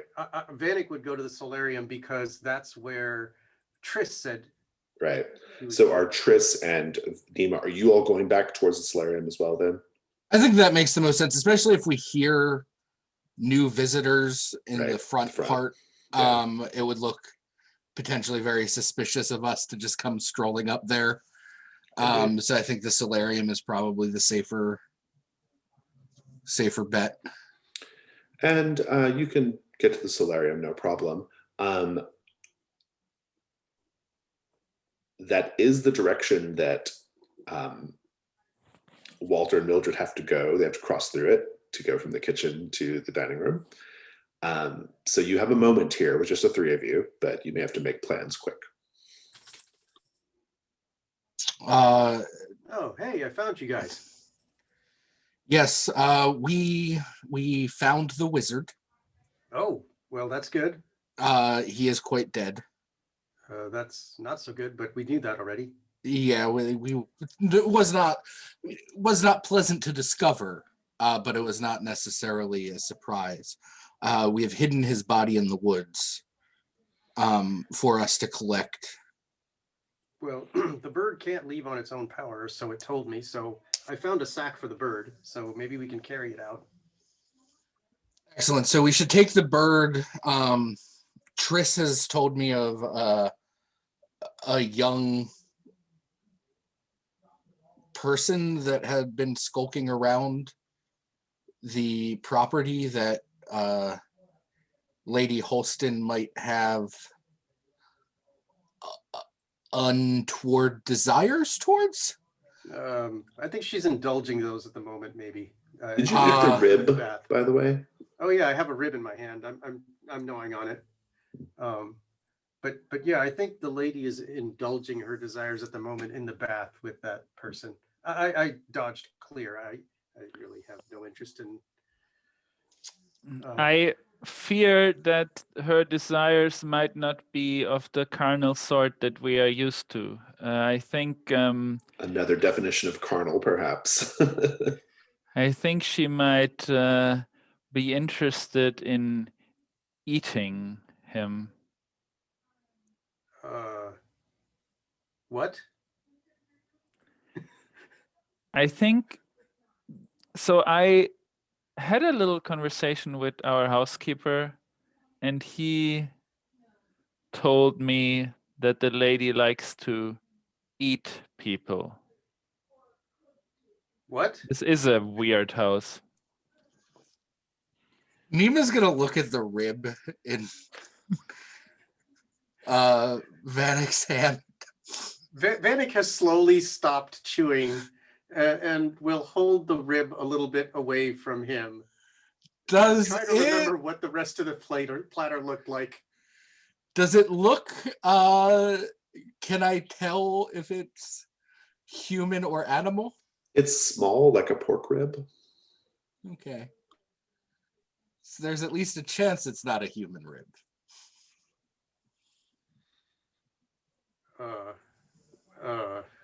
Okay.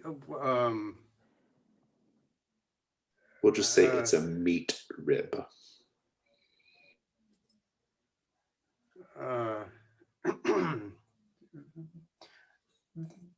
Vanek keeps wanting to eat more of the rib, but he's having trouble. It's delicious for what it's worth. So. Exactly. It's like, it's really good, but I'm not sure I should be eating this. It's glazed with a sort of like orange, kind of like a sweet, slightly spicy orange glaze. It's good. I don't think it's human. Well, that would be a good thing.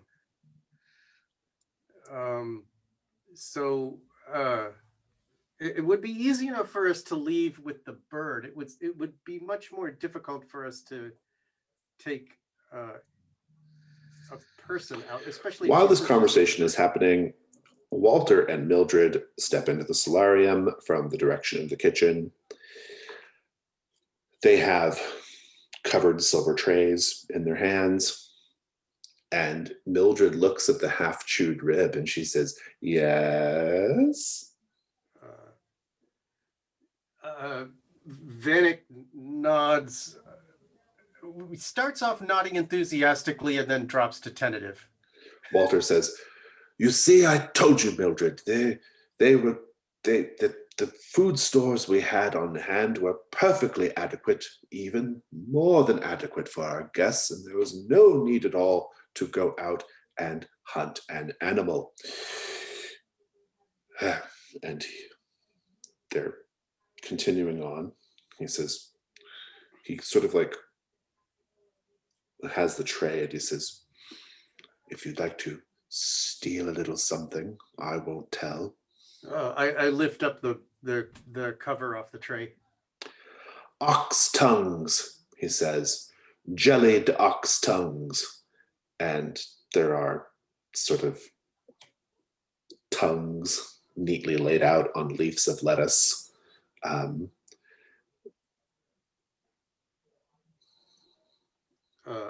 Is that the only platter, or is there another one? That's the one he's holding. Oh, okay. What's Mildred holding? Mildred is holding a tureen of soup. Oh, can't really take any of that. I will help myself to one of the smaller pieces of tongue and put the platter, look at my companions. Nima just kind of politely holds her hand up. I'll cover it back up then. Triss doesn't look particularly interested either. Walter says, "Dinner is going to be served in a moment. We shall ring the gong directly." And they continue on past the solarium. Thank you. I think so. Chris is saying, look, I think if we want to, I think we should have a look at whether the lady is still in the bath. And if she is, I think we should make a ruckus so that she comes out of there and we can at least attempt to save this fellow. And if it is not possible, I think then we should leave, like you said. Yes, you overhear her. She's in the dining room, it sounds like, because she's kind of like barking orders at Mildred and Walter. So if she's not in there, perhaps then we should go to the bath first and then gather up Falgalatrix? Falgalatrix. Something like that. I just call him the bird. He doesn't like it, but it's short. It's effective. It's easier than Falgalatrix. And if we can get both of them, great. If not, I think we should leave before dinner is served. Which direction are you headed?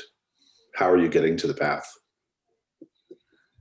It looks like we can get to it if we go through the solarium on the other side and then all the way down the hall. You can indeed. Yes. Yeah, that's probably our best bet. You step out of that door and you hear from the courtyard to your right as you step outside. You hear Bartholomew, the innkeeper, say, "Ah, there they are. Ran out on us in the middle of the night. At least you paid your bill. So, as long as the bill's paid, I don't mind.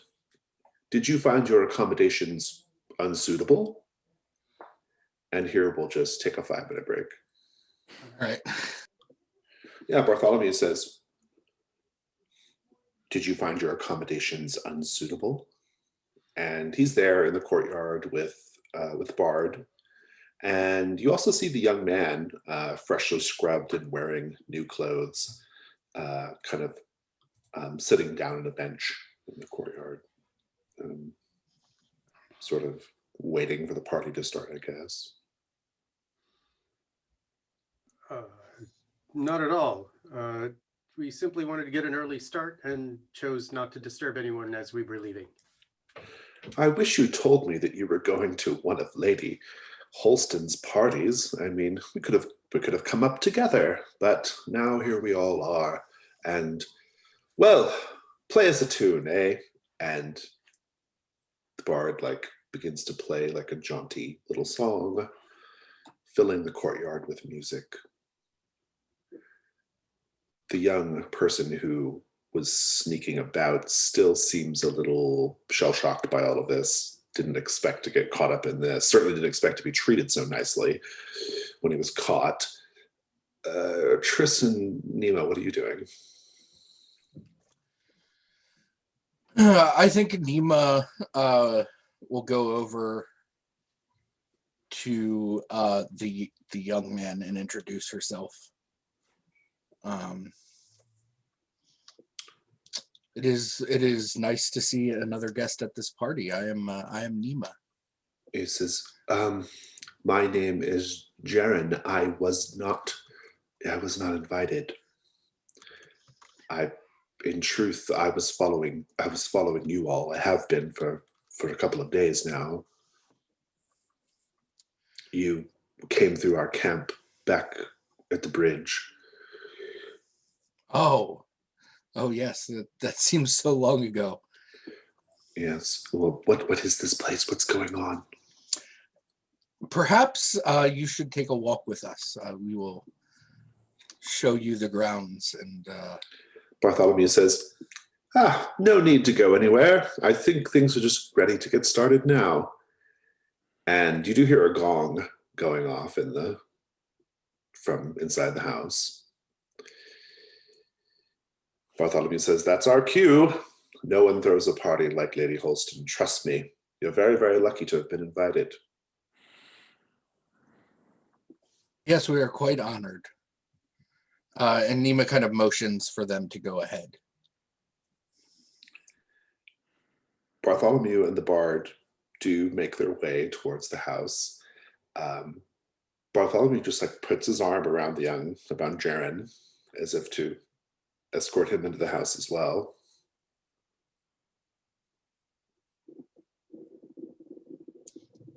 I think Nima like puts her hand on his other shoulder and says, do not worry, we will make sure that young Jaren here does not miss out on this party. But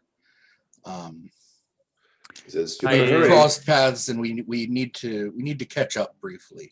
Lady Holston does not like to be kept waiting. I think I'm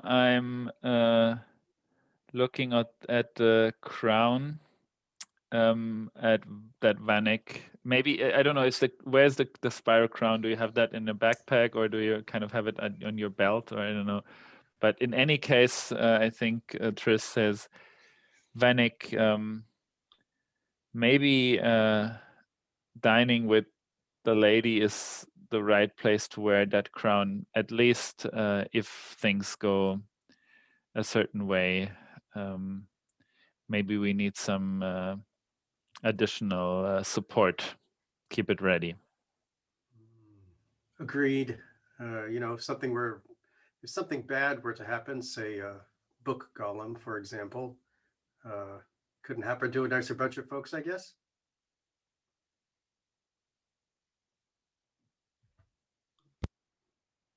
And we should take our seats in a way that we are able, that we are able to avoid being cornered in the room. It sounded like Nima didn't want to go in. That like Nima's trying to like. I mean, if we need to go in, I'll go in. But I mean, I am perfectly fine grabbing the bird and piecing out before dinner. That is an option.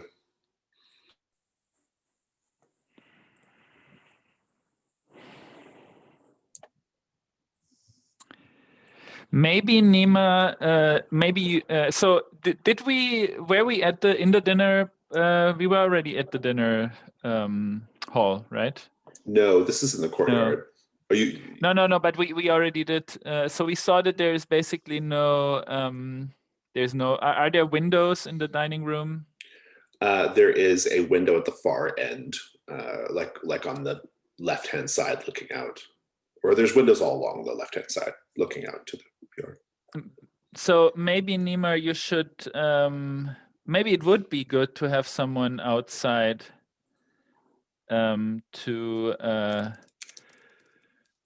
well, if things go a certain way, maybe you could find a way to help us inside. So keeping watch from the outside. Yes. So what about you keep watch, Nima? I can do that. Should I get Falgalatrix? He has a sack. Yes. So Merwin, what was your question? So I was curious about sorry, this is a little bit meta. I was curious about the set goals. Mm-hmm. When there are no rewards per se associated with the set goal, is it simply to lead the story? That is to say, sort of provide some sort of incentive, or is there an outcome that can be beneficial in some way to the party? A little bit of column A, a little bit of column B. I mean, it depends a lot on what the set goal is and what, I mean, like right now, the only active set goal is the one about pleasing the blood god, which is out in the little separate part of the estate. And you have no idea what that means. Right. So, well, we have the set goal of enjoying a meal with Lady oh, that's Holston. true too. Yeah, that's right. That one is active. Yeah. I mean, that is more of a narrative goal. If you want to just simply enjoy the meal with Lady Holston, you can guarantee this by spending 3 tokens, or you can role play enjoying yourself. So if you're asking what the benefits or advantages are, I can't say right now. Right. Okay. But usually a set goal comes with some beneficial outcome as well as potential negative outcomes. Yeah, not always, but yeah, not always. Okay. Okay. That's kind of what I wanted to identify. So it's Thank more you. about knowing that you've done what there is to do in the scene, right? Than necessarily having a positive kind of treasure or whatever, right? But you basically, then you can say, okay, it seems that we've accomplished this part of the dungeon. Yeah. So in other words, we found the secret door. We don't need to spend more time searching. That's basically what we're getting at. Yeah, that's one way of thinking about it. Yeah. Okay. Depends a lot on the set goal, the circumstances, the particular dungeon. There's a lot of variables there, right? But yeah. Okay. All right. Thank you. Thank you. But I always describe it as the set goals are either things the characters are interested in or things that we're interested in as players. And I think enjoying the dinner is probably something we're more interested in as players, right? Because I don't know if the characters have any notion of enjoying this dinner, right? So at this point. I don't know. Vanek certainly enjoyed the rib, so. No, that's totally fair. So, in any case, it sounds like maybe 2 of you are going to dinner, and Nima's going to keep watch. Yeah, I think that's probably a decent plan. So I think Nima will go get Falgalatrix first, and then kind of post up. Falgalatrix will say, well, who are you? This is like a carousel of random people who definitely shouldn't be here right now, but who are still here for some reason. Trust me, I am of the notion as well that we should be gone. We have found the body of your master. My colleague, yes. Colleague. Well, that's great. Is he dead? Quite. Good. Well, not good that he's dead, just good that my theory is correct. You at least you know now. We have moved the body out into the woods so that we can return it somewhere to be properly buried. My other colleagues who you met am I supposed to be getting in the sack right now? Probably, I guess. We're planning on making as hasty a retreat as possible. I'm getting in the sack. I'm fine. I'm getting in the sack.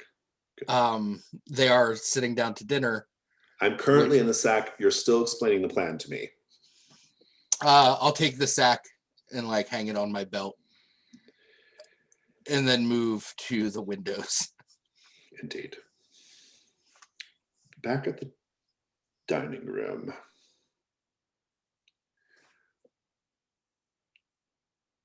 It's pretty well sunset at this point, and so the dining room is lit by chandeliers and candle sconces on the walls.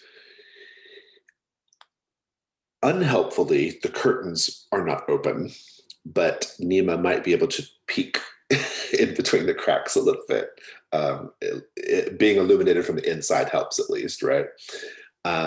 So you may not have like the best view of things, Nima, but you can definitely hear what's going on. Dining room is, there are dishes laid out, various there's like a little side serving area, little sort of sort of buffet area where Mildred is dishing out food, right, for everyone. And everyone sits sort of like at one end of the table so that you can all talk. And sitting at the head of the table, Lady Holston says, well, I have to confess, I'm a little disappointed that this is the turnout that we got. Not that you all individually are disappointing, but just that, well, I thought once word was put out that we'd have more people here. But it takes time. It takes time to teach people. They need to learn that I'm back. And once they have learned that I am back, that I am soon to be restored to my former glory at court, then they will be practically beating down the doors to attend my parties, won't they? Everyone sit.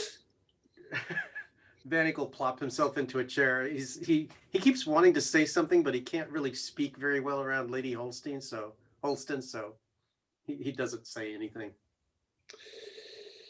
There are ribs. So Triss is trying to get the chair next to the door. Well, you're all at the far end right now, currently. Okay. Get the closest one to the door if you wish. Yes, I will. But you are all sitting underneath the towering portrait of Lady Holston, right? Looking down at everyone. There's a fire behind as well, behind her. And she is dressed in, she's got that purple gown with the ostrich feathers and the purple silk turban with a jewel on her head and a big feather coming off of it. And everyone is seated there. Bartholomew is there. The Bard is there. Jaren is there. The two of you. You can sit far away if you wish. And she says, so, and dishes are being served.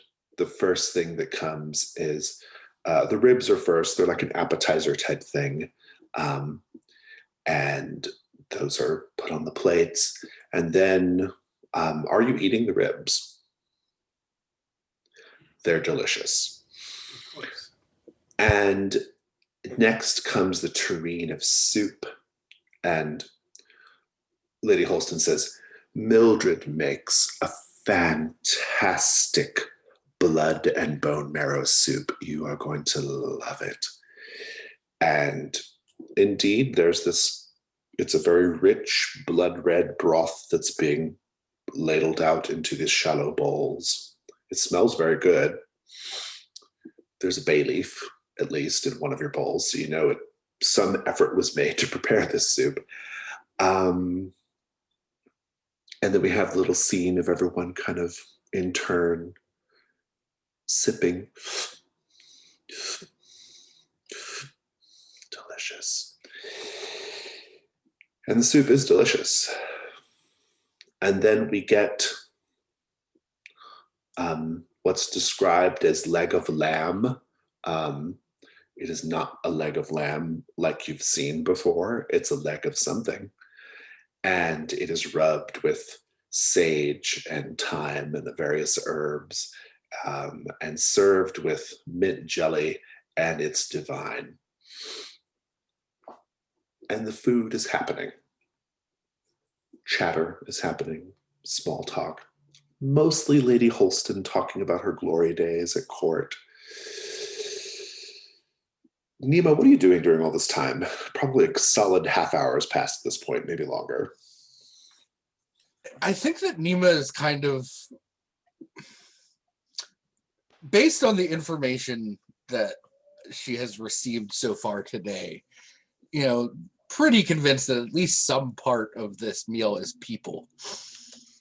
And so she's just kind of repulsed in watching as everyone, including her companions, as much as you can see, are eating these meals that like look like they're probably delicious, but also are of questionable origin. Who knows? And just kind of trying to keep an eye out for anything strange that might be happening, kind of in the bigger picture of the event from what little bit I can see, and keeping an eye on the grounds and whatnot. Take a hunt roll. Sounds like your goal is just to like be ready in case something happens, right? Yeah. All right, take a hunt roll. I feel like maybe my skill in persistence Oh yeah, that's great. Yeah. might apply here. Stick to itness, right? All right, hunt 2. All right. Take your token. You get a 5. Take your token. At one point, you are looking through the gap. Lady Holston gets up from the table. She says, "Will you excuse me for a moment? I need to adjust my turban." And she gets up and walks toward the corner of the room, close to the windows, very close to you. Like you're like looking right at her. She's just a couple of paces away from you. And she walks up and she's adjusting her mouth in some way. You can see that like the skin is sloughing off of her mouth a little. And you see underneath what appears to be like teeth that are quite fang-like, rows of them. And she's sort of like adjusting it and fixing it and crunching something into place. And then she turns around. Sorry about that. She's like, times were easier when I had someone to dress me. At court, you know, I had a whole retinue of ladies. Now I just have Mildred. Ugh. And she goes to sit back down.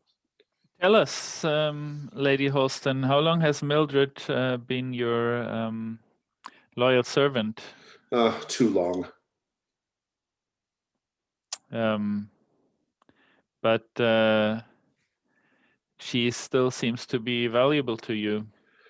You haven't replaced her, even though she doesn't make good conversation. But maybe this is something that actually suits you. Well, she works cheap. That's important. I mean, I'm not too proud to admit that our coffers at Holston Hall have been a little dry as of late, but that's all going to change soon enough. I'm not worried about it. Tell me, lady, at the court, did you also hold dinner parties? Oh, yes. I had many parties, legendary parties. What was the food like? Oh, well, we always had, oh gosh, that time was so long ago, but cakes, pastries, beautiful cuts of meat, although back then I was more of a vegetarian than I am now. Are you looking forward to bringing your current palate back to the court? Oh, yes, I can't wait. I can't wait. I have so many things to show them. So many things. Speaking of things to show, we have to have our performance. That's right. Let's make our way to the amphitheater, And they're all getting up. Food's being taken away, and everyone's making their way out of the dining room. They will be looping around in your direction soon, Nima, because the amphitheater is that little space connected to the bigger building outside. All right, so I think I would probably try to find a place where I could kind of stay out of sight, and let them pass by until I could get the attention of at least one of my companions. Set satisfied. You have enjoyed your meal, Lady Holston. I think while I'm doing that, I might spend the hunt token I just got to get a treasure. This is outside? Yeah. You will find outside. You will find. Where'd you say you were scuttling off to? So I think looking at the map, I want to be kind of like maybe along the outside wall of the library, like the top part of the Okay, library. sure. Yeah. So I'm out of view of the people that are coming to the amphitheater, but I want to be able to, like, once most of the people have passed and it's just like Vanek and Triss, be able to kind of like signal them. Yeah, that's good. Love that. And you're gonna find a treasure while you're down there? Yeah. You will find what appears to be some sort of holy symbol forged from, it's a fairly like common metal, maybe aluminum or tin or something, but this holy symbol appears to be like a sort of stylized heart, kind of a stylized heart thing. You don't know what god it's a holy symbol of, but it definitely has, it's got like it's a medallion, like it can be worn. It's worth 1 gold. Excellent. So, Vanek, what are you doing as the party sort of slowly, to be fair, kind of makes its way out of the dining room, down the hall, down to eventually, ultimately, to the courtyard? So it's going down the hall into the courtyard. Oh, and so we're gonna. Okay, got it. We're going to the building that I didn't go past the into. study. Yeah, you're going past the study down to the courtyard. Yeah. I guess I'll just sort of trail and hopefully Nima will trail a bit with me. And Or Triss. Sorry, Triss. Triss will trail a bit with me. You can have that scene. Go for it.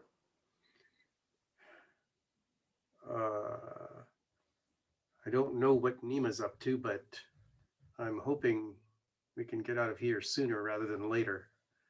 I'm not really sure how much longer this is going, but I've eaten and so I'm done.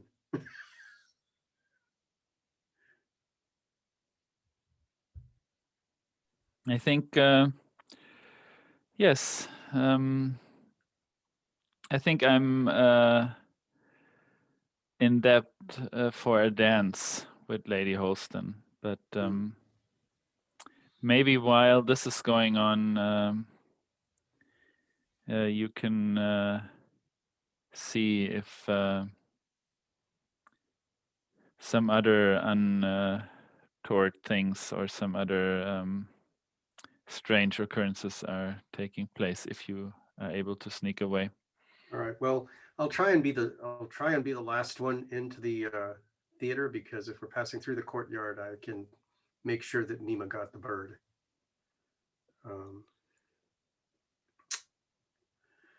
And You'll pass as you head out of the courtyard towards the tree.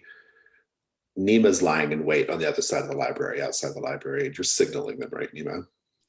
Yeah, just kind of motioning them over real quick. okay. I have the bird. I'm sure he does not like that. While you were dining, I got a look at Lady Holston's face, and she has fangs. Galatrix says from his bag, "I told you this place is the absolute worst." Shh, birds don't talk. Triss, if you plan to have your dance with her, be careful.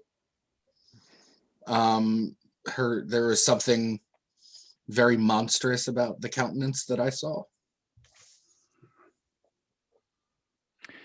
I will be paying attention, and I'll keep my distance. All right. Well, I'm going to be taking a seat toward the back, so hopefully I'll be able to get out quickly if things go awry, but make sure you can get out quickly too, Triss.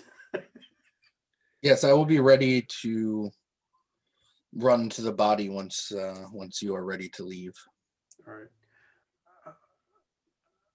You get to the little amphitheater area. The party makes its way there, and that's this little spot. There's a couple of columns it's an open air entrance, and it's almost more like a grotto, like it's sort of mostly wide open, but the roof is shaped to like provide good acoustics.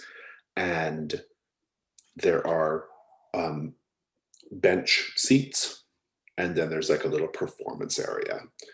And Lady Holston's viola is there waiting on her. And she sits down and she invites the bard to join her. And he comes, and there's some polite applause from Bartholomew and Jaren. And Lady Holston says, "And Triss, won't you please join us? Won't you please give us the gift of your art this evening?" That's what I promised. So I will keep that promise. And I assume that Vanek and Nima, you take your places on the benches as the audience, correct? Yeah, I think Nima's too curious. Like, part of Nima wants to continue to like hide out, but I think she's too curious about this to continue. The bird says, "I literally can't believe we're still here. What are we doing right now? We need to go." It's a great question, Falcalatrix. That is a great question. Is there an actual doorway to the amphitheater, or is it all open? It's all open. There's just columns. Yeah. Okay. So they begin playing their song. They're very good. She's very good. And Triss, do you begin doing your dance? Yes, I'm trying to do a really captivating performance, and I'm wondering whether while I'm doing this, Vanek might be interested in spending some tokens. I mean, I could contribute one to learn how to please the blood god.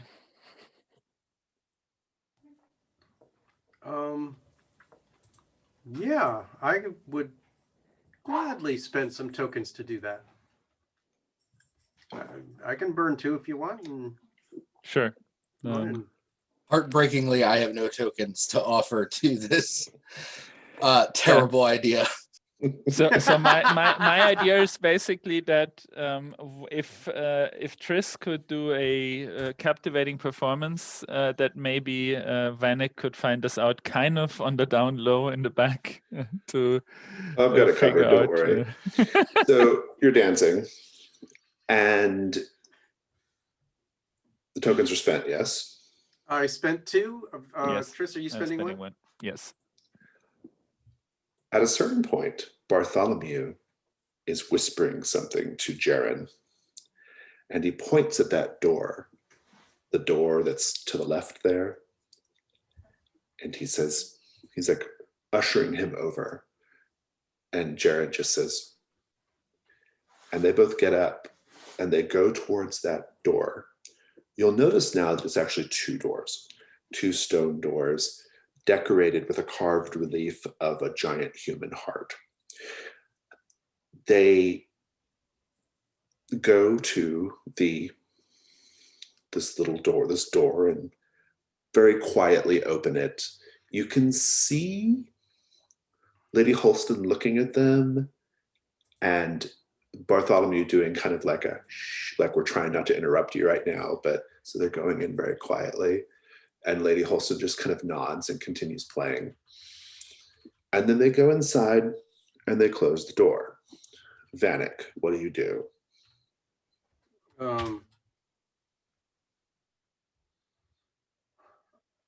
Is there any way to, I mean,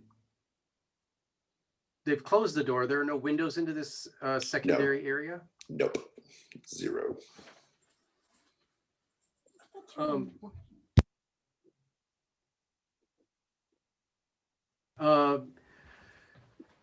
He's going to, there are columns here. if everyone is busy listening to the music, he's going to sidle over and crack the door just a bit to see what's going on. You can, since you've spent the tokens, I'm giving you this for free. You peek inside. It appears to be a temple of some sort. There is an altar on the far end.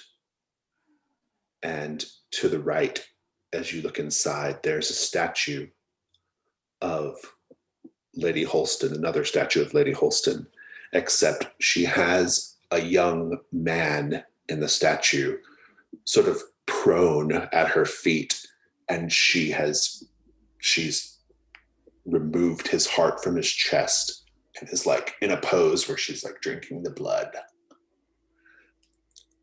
It's like the Pietà, but instead of Jesus, it's a young man with his heart removed and Mary drinking the blood. It's like that, right? And there's an altar at the far end. Jaren is being ushered over to the altar, and you see Bartholomew going for a knife. It's pretty clear that the way you please the blood god is by taking the sacrifice's heart and drinking the blood. I wonder whether there's a way in which the sacrifice could be exchanged. So please, Vanek, while I'm dancing, maybe Bartholomew could be the one that gets offered off this. What do you think? Yeah, that seems like an interesting twist. Vanek's not much of a combatant per se, but he does have a crowbar on him. At a certain point, Vanek, you'll notice Lady Holston as she plays, when she has a moment, she'll look at you at the door and she'll be like, go inside. Like, please go enjoy yourself.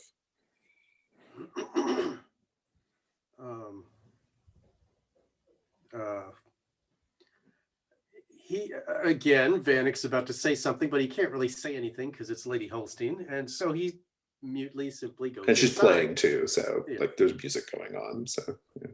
So he'll go inside surreptitiously and try not to attract Bartholomew's attention.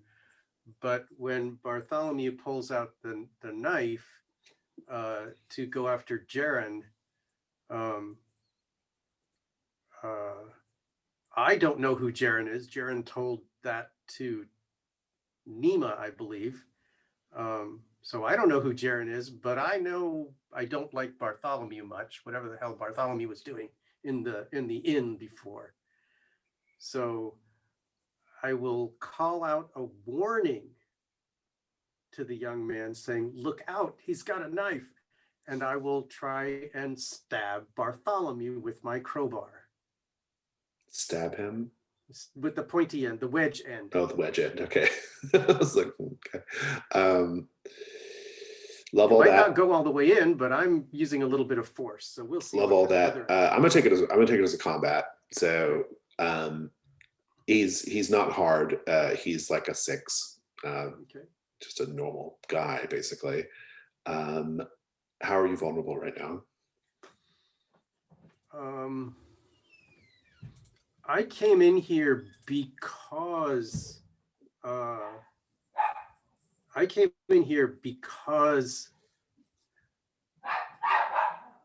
Lady Holston told me to. Right. And so I am very uncertain of whether anything I'm doing at this point is a good thing. Yeah, that's fair. I have zero confidence in my actions at the moment. I'm going to make you roll 2 weak points because basically Jaren is a weak point because he's like in danger. So roll weak twice. No, you just roll it twice in a row. Oh, sorry. So it's just /weak? Yeah. So the first one's 4, and then do it again. And 5. You're looking for 6. Combat 1. If you roll 6, you win. Otherwise, we're going to go to the second round. So combat 1. Does my crowbar help? Does that add a die? Or Nope. It's just your Okay. weapon for fighting. Got it.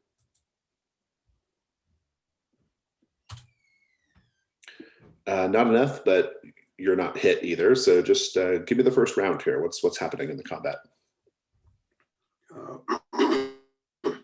Hopefully, I've distracted Bartholomew enough and alerted Jaren enough that when I thrust my crowbar at Bartholomew, he is able to get out of the way, but Jaren is now aware that something is very wrong here. And hopefully also that Vanek is on his side.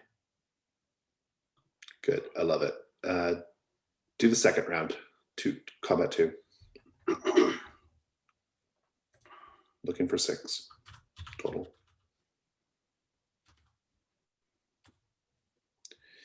That's enough. You do take a hit though, so go ahead and give me the combat with Bartholomew. You defeat him. You can kill him if you wish, and but you also get hit. What does it look like?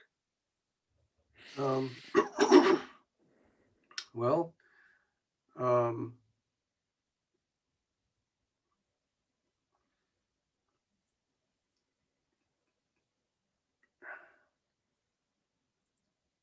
Bartholomew will change his target from Jaren to me, seeing as how not only I'm armed, but I am seem to have my senses about me a little bit more than Jaren.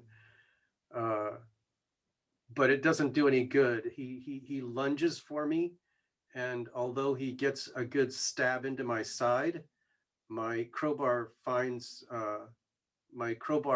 his gaping mouth and thrusts through, and he is out. Nice. He crumples down in front of the altar. Jaren has a look of like shock and horror on his face. And back at, okay. I say he intended that for you.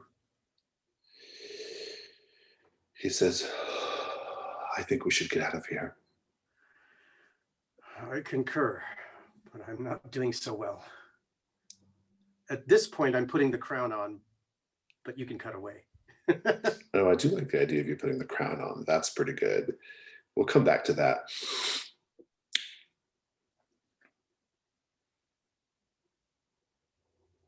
Back in the amphitheater.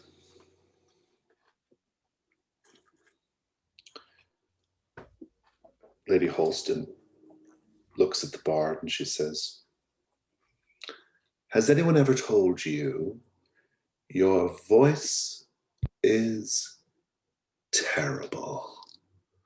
And she slashes at his throat very fast, tears his throat out, and there's just blood spraying everywhere.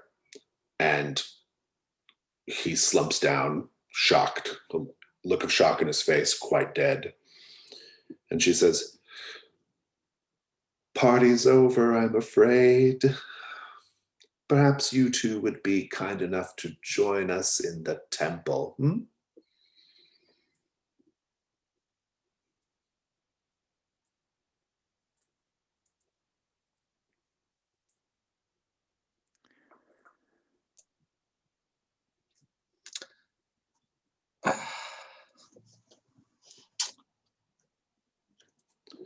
She reaches for her jaw and pulls at the false flesh, ripping it off. And you hear a cracking, and you see that her lower mouth is just this like kind of jutting mouth with fangs. And she pulls off her turban, and it's just this like bald, sort of thin, quivering flesh. You can kind of see organs underneath. And she says, I can't wait to share my talents with the court again. I think Triss would like to perform a ritual, if that is possible. Sure. What do you have in mind? So, well, there is only one that he can think of, that he knows, that is hide a person or object from spirits, obscure. And I think what he's interested in, I'm thinking, I'm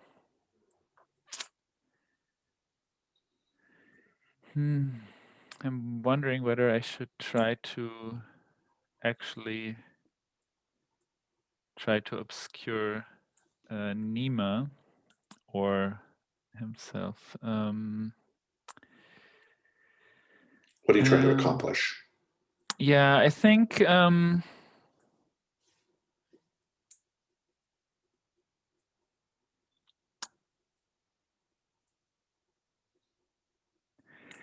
I'm trying to I think I'm trying to accomplish that basically the lady or whatever that creature is now kind of almost forgets about Nima being there. Somehow suddenly his presence here and the presence of the bird and so on are obscured.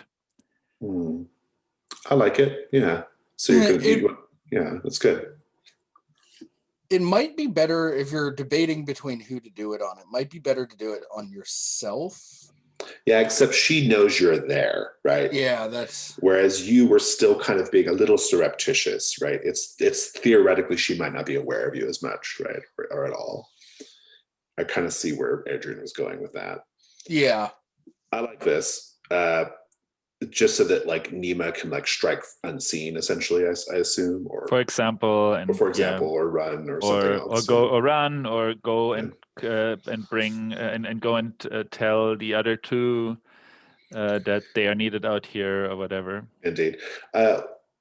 Blaine, Merwin, what could go wrong here?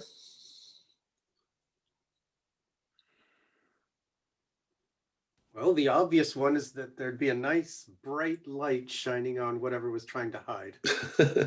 I'm going to say what could go wrong is your magic just draws very unwanted attention.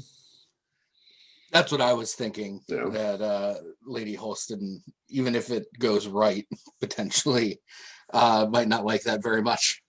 The blood god might not like it. Yeah, I love it. I also like the idea of you having been doing this ritual in your dance, right? Almost as like a preparation, knowing that this was going to go pear-shaped at some point. It could be fun.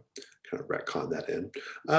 Okay, so if you want to say it's something you were doing, like, I think so. I think, of course, the way that Triss, distraction or whatever. The way that Triss performs rituals is through dance. That's kind of obvious. So, So always basically dancing dancing. It's a particular figure that he would dance to perform this ritual, and he would basically like do part of it, and kind of keep it almost like on the verge of doing it, because I think he was quite aware that something might be going on here. And so basically he just finishes it by tracing a few extra steps around. Perfect. Yeah, it's good. I love it. You got one light die, devil's bargains.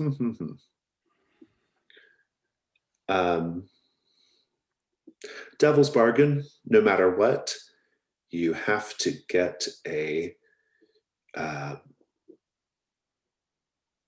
no matter what, you get a celebratory kiss from Lady Holston.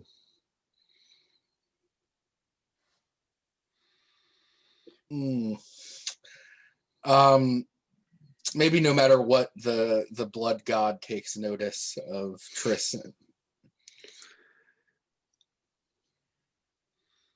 How about no matter what, whatever that hissing creature is in the garden shed comes out to join the fun?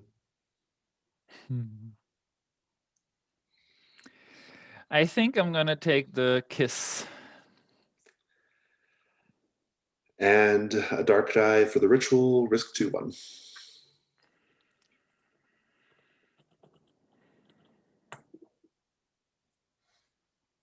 5 light, success with the complication. The complication is going to be that. I think the complication is going to be.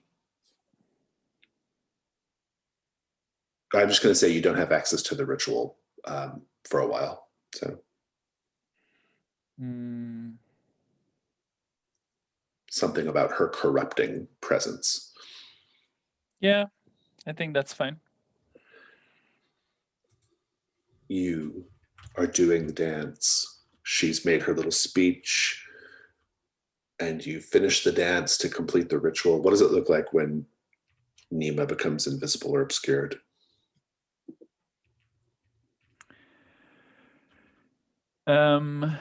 I think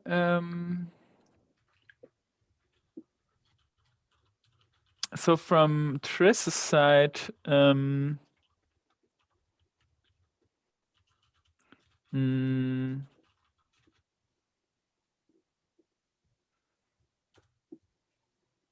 I think in this case, it's basically a kind of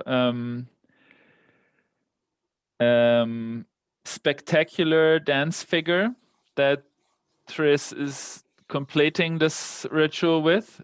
That really, even though the lady is now kind of in her own thing, this is so, maybe it's really something spectacular, like basically a like a salto, kind of just, you know, jumping up from where he's standing and really turning around in the air, and it really captures the attention, so it draws all her attention towards him. And this is kind of the moment where Nima kind of slips out of everyone else's attention. I love it. Because of that kind of spectacular. Yeah, that's great. And she's just made her speech. She's just torn her lower jaw off and revealing her sort of feral mouth and fangs dripping with bile and blood. And she says, "That was wonderful. Come here. Let me kiss you." And she moves in to give you a kiss. Her tongue is flailing wildly outside of her teeth.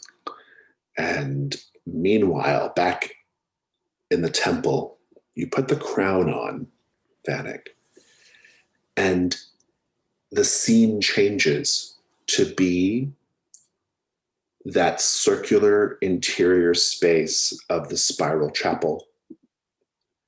You will remember it from before.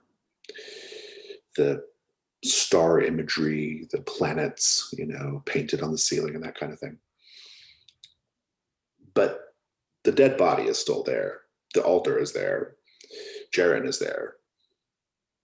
And you're standing in the middle of the room. And something creeps up out of the shadows. A pale, long-limbed creature with a sort of fanged, almost sucker-like mouth, sort of echoing lady, Holston, the tongue kind of flailing the air wildly. And the creature looks at Bartholomew's dead body and then looks up at you and says, "Murderer." And we shall take a 5-minute break.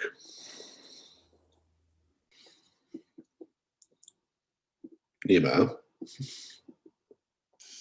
Yes.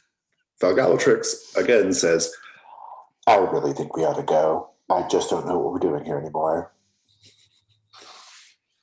It is about that time.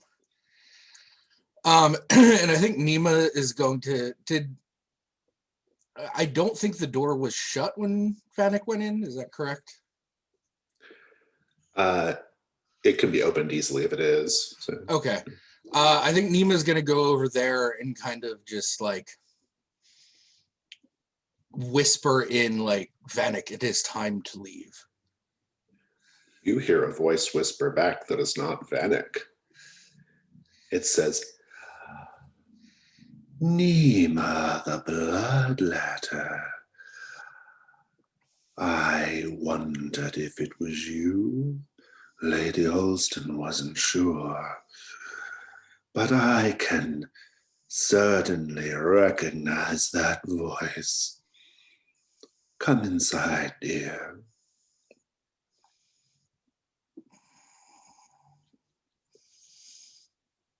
I think Nima goes in. This is the worst idea ever. Why are we going in? This continued protest from Falgalatrix. You're welcome to leave if you want, Bird.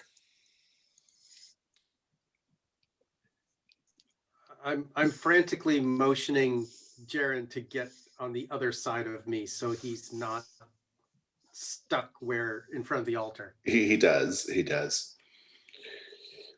Sarku creeps around the room. He sees you, Nima, and he's really focused on you, Vanek. He says, Tredakun was destroyed, but I still cannot leave this place. But you wear the spiral crown, and that means you have the power to release me. And he crawls over to you, and he's on his knees at your feet, Vanek, and he says, release me from this trap, from this prison. Say I can leave, renew my life. Grant me redemption.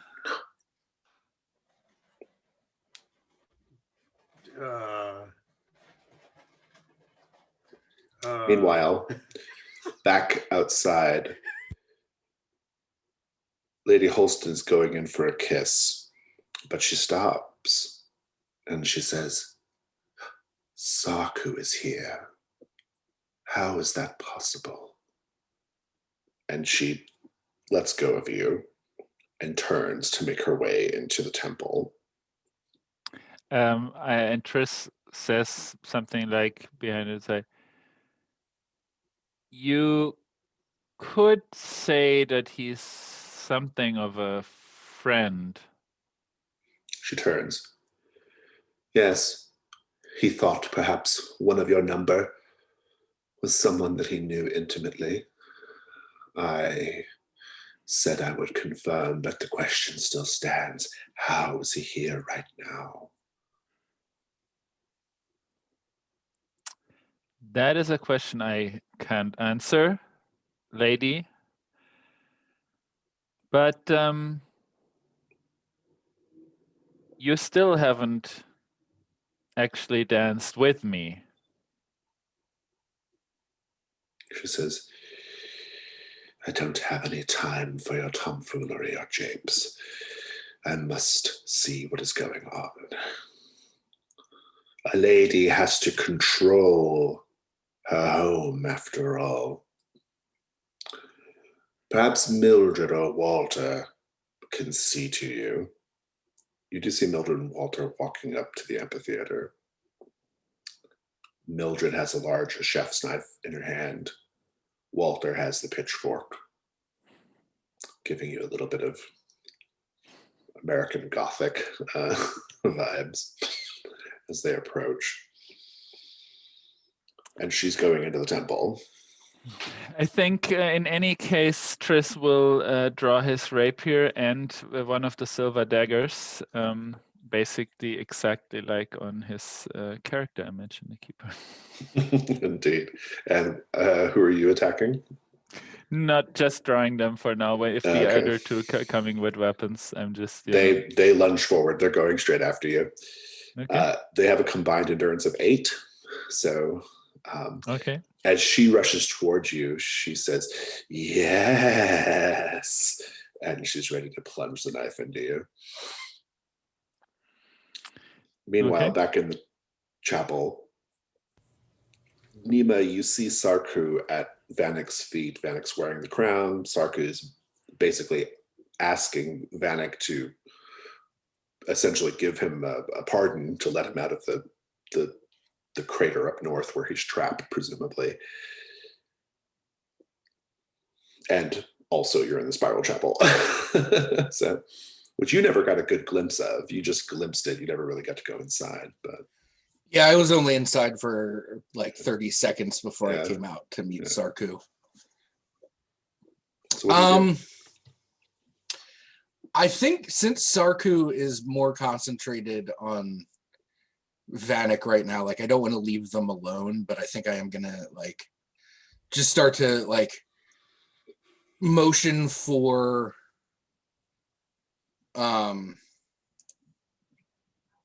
Jaren to like come and get behind me and like turn to see like who might be coming in. Well, so may be Jaren coming into comes the up chapel. there and rushes up there, and then you both feel arms around your shoulders, and you'll see Lady Holston standing between you.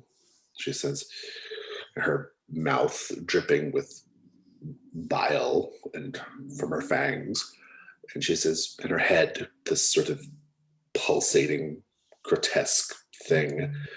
She says, well, what do we have here? Unannounced guests, looks like to me. What do we do with unannounced guests? Nima the Bloodletter?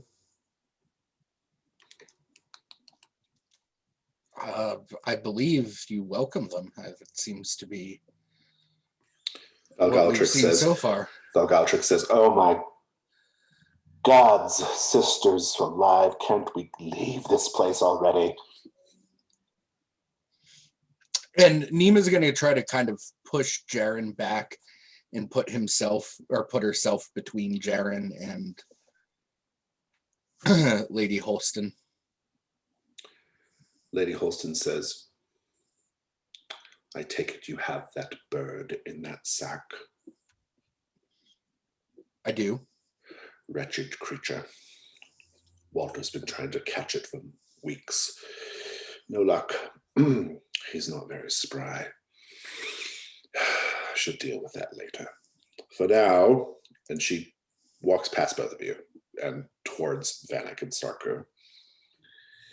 Meanwhile, Vanek, what's your decision? So Vanek says to Sarku after the first bit about wanting redemption, he says, what will you do with your redemption and freedom? Will it include cleaning up this mess here and no more of this human sacrifice nonsense? I grow stronger and stronger every day, no longer thrall to dread Akun's power. I have you and your companions to thank for that. I can feel myself returning. I think I have many, many positive, sunny days to look forward to. But I have to be let go first. I am fully rehabilitated. Sunny days for all then. Make sure you take care of Lady Holston and her ilk before you go, please. You are redeemed. And the scene switches right back to being in the temple. Sarku is there with you all. And back outside, Walter and Walter and Mildred are lunging at you with their weapons. Are you ready for this? Definitely. How are you vulnerable?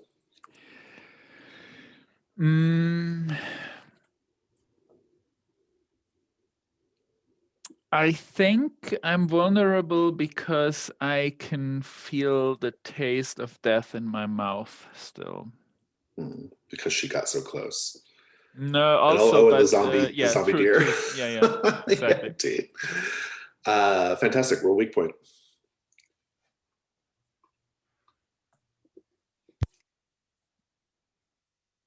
3. Roll combat 1. Give us the first bit of the fight here. It was a 5. I think, I mean, the dance is still Triss's strength, so he, for now at least, he has no trouble with the 2 weapons, the silver dagger and the rapier, kind of holding to the 2 of them off and saying like, I don't really think you really want to do this. This is not going to end well, probably for the 2 of you. Haven't you been in Lady Holston's service for long enough? It's time that you let go. No. As she lunges with the knife. Roll combat 2. Not enough, but keep it going. I think Triss is trying to kind of figure out through letting them come closer a bit who is the stronger one, who's the more dangerous one, and then we'll try to keep with the one weapon the weaker of the 2, probably Walter, because he's older and not as fanatic, I think, in his service as is. I mean, he talked about the eating of the hearts and so on, or eating of the people at least. So I think basically Triss holds him off with the rapier and then tries to get closer to Mildred. Nice. Cutting back to the temple, Sarku and Lady Holston leap at each other, hissing, snapping, snarling. And Lady Holston says, they're clawing each other, and she says, "You have a lot of nerve showing up here, Sarku. I thought we had an agreement." And Sarku says nothing in response, just like swipes at her, right? And they're just like going at it. What are the rest of you doing? Getting out.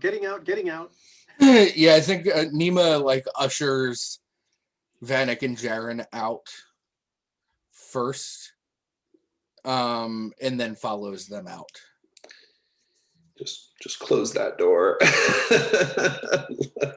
Let them do their thing. One more round with Walter and Mildred, and then your companions can join you once they see the fight. Triss, combat 3. Hey, that's enough. Defeat them both. That's a 12. Go for it. So I think, because this seems to be a really I think Triss really got the hang of this very quickly, and I think what he does is really just ram the ends of the 2 weapons against both of their heads, like just knocking them both out cold, and they both just fall to the ground. Nice, good. I take it you all leave? I think it's that time. Yeah. You can run out. You can go collect Quoten's body. It's decayed enough to where you can carry him pretty quickly and still make good time, or carry him and make pretty good quick time. And Jason? Yeah. Is there anything that hunt tokens are good for at the end of an adventure? Yes, you can always cash them in to get more treasure. Do you have one? I have one, and the last place I was in was where Sarku was. Very good. You can take from the temple.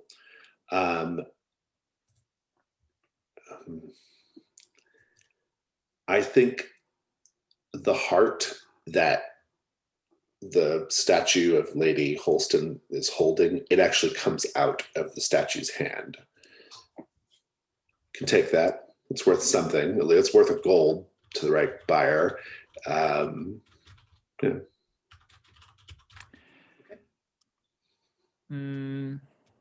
Yeah.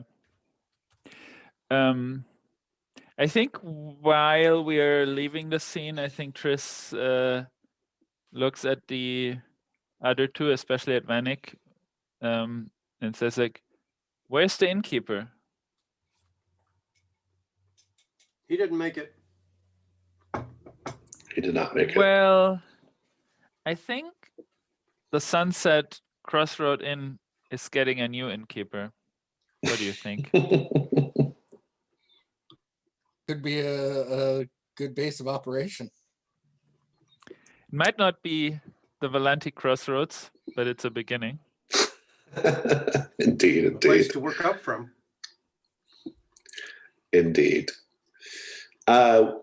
We shall end that there. We will do Hearthfire next time. And then we'll do Hearthfire, and I'll have a little kind of like short capsule adventure for you all next time for our third week. But yeah, go ahead and add 3 gold to your gold, just the money part of your gold. You should get 3 there for recovering Quotan's body. And so that you know you have it for next time for Hearthfire. And let's just go to Stars and Wishes. Stars, things you enjoyed about the session. Wishes, things you hope to see next time. Whoever wants to go first, go for it.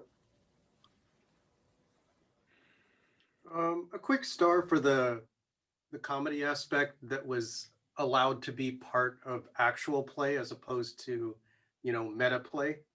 I think it's nice to have adventures that aren't all doom and gloom, but are still horror adventures at the core. Yeah, I was gonna say, I think that my biggest star for this session is kind of the tone and the ability to switch between the humor and the horror. I think everyone really did a great job of allowing the horror to be there, but then also allowing the humor to be there. Yeah, same. I like the vibe. I like the tone a lot. I was very fond of just the sort of, like, there were horror moments, but they were always like tempered by this kind of like almost like death becomes her type kind of like humor, I guess, like a sort of gallows humor that was sort of, kind of peppered in throughout. So that was really, really enjoyable. Like the scene where Lady Holston is at the window, like that's a great scene. It's a horror scene, but it's also like kind of a funny scene, because of what's happening on screen. So and how she sort of turns and acts like nothing is wrong, just all that the stuff is really enjoyable. Very like sort of like Roald Dahl's The Witches vibe. Obviously Sunset Boulevard is my major inspiration for this. So yeah, that was all great fun. I think it's also, yes, star for all of that as well. I think it's also that these characters really were choosing in a way to be there, right? Even though Nima might have, been kind of hesitating, but it was already clear last session in a sense that this is a place that you actually, if you were averse of taking any risks, then all the characters would have had to leave as quickly as possible. So just by sticking around, their kind of curiosity was stronger than their fear of this surely terrible place. And I think this kind of tone of the daring nature of these adventurers came across well, I think. Especially punctuated, a big star for the bird, Jason, today, for punctuating this kind of, and especially exactly the opposite of that group of kind of maybe too too daring group of adventurers. How many times were you all told, like, leave, don't mess with this, don't pull the book off the shelf, like all these things? Like, the bird is kind of the meta conscience of the group, in a way. Yeah. At no point, like, almost every scene gave us a reason why we should have left. And yet somehow we persevered. Another star definitely for Nima's calling the bird all the time. Right. I'll give a star for the I love when you all split up. That was really fun for me. I like it when groups I like it when people split the party, because you get to have these fun, like, cinematic cross cuts between the two groups, and you can kind of, spend a little time here, cut over here, spend a little time there, kind of bounce back and forth between them at sort of like narratively interesting moments, dramatically interesting moments. And so I was happy that you all kind of split up a little bit. That was really enjoyable, because you got to see more of the house that way. And I just think that's how the movie version would go. They wouldn't all just be stuck in one room together. So that was really fun for me. Yeah, you took the words right out of my mouth. I was going to go next with a star for everybody and for the GM and I mean, typically when you play an RPG, a conventional RPG, you're in party play where you need to go around as a group. Mm-hmm. And it doesn't lend itself to dividing and conquering, because the monsters are designed to fight the group. Whereas in this one, if you meet up with the monster, it just typically gets more difficult because you have more people involved. It doesn't help you any. So I think it lends itself naturally to, I want to explore what I want to explore, and it's not any worse or better than if I was with the group. Yeah, it's different, right? Yeah, for sure. I think, another star for quick cross-cutting, I think, for the GM as well.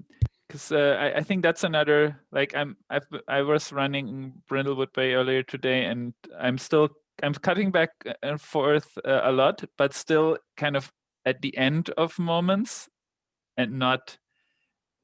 And I think today you were cutting back and forth even more cinematically, kind of in the middle of a moment, mm-hmm. right? And I think that's another technique that I'm very interested in trying out. It's worth cultivating as a skill, because I think you naturally want to cut, like, at the end of a thing, the resolution of a die roll or the resolution of a scene, but you don't have to, right? Like, you can get the hunt roll on the table and then cut away. You can get the dice done, figure out what the result's going to be, and then cut away. Gives you a little bit of extra time as a GM to think about what happens when you go back, right? So, which is kind of nice. But no, well, thank you for that. But that's, the cinematic cross-cutting is good stuff. So as far as wishes, it's kind of a shortfall that I recognized in my own play today. So it's something I need to improve a little bit. I noticed that I was sort of revealing my internal monologue with the situations with Lady Holston and the bath, but I didn't really do the same thing for my encounter with Sarku. I just sort of let my actions speak for themselves, and I'm kind of troubled by that. But in the same breath, I don't think I've had as much interaction with Sarku as Nima has. And so my understanding of Sarku is more instinctual. Vanek has no foundation to say, I know why Sarku calls people murderers. Right, yeah. Right. Merwin knows, but not. Right, Vanek. Yeah. And so I was struggling quite a bit with that. I mean, I think I see what you're saying. I thought it worked out great. I mean, I didn't feel like there was a disconnection between the way you handled the scene with Vanek versus the way you handled the scene in other places. But yeah. Yeah. Another star, and not really a wish, but rather kind of a wish of more, of seeing more of it, trophy combat. Because I mean, what works extremely well, I think, for example, is exactly this combination of splitting up, cross-cutting, and combat. I think it would. It seems it would be very easy to actually run 3 parallel combats It's of a super easy. split up Yeah, party. I have done 3 parallel combats at one time. In any case, or 2, but I think it would probably work well, especially with the cross-cutting between roles or that. I think that sounds to me very interesting, because it's so simple, but so you don't kind of miss the point where you're at and so on. But I also, and it was very interesting to see, because we had these 2 combats today where there was basically just one person in the scene, so there was no way of helping, and I was not sure whether it would go south very quickly, and it didn't.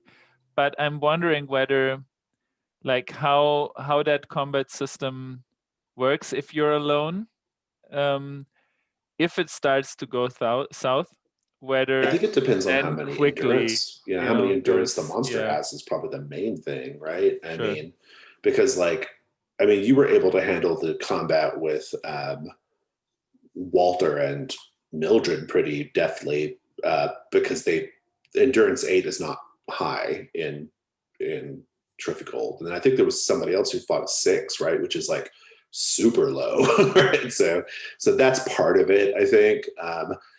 A combat against like a 10 or 11 creature would be,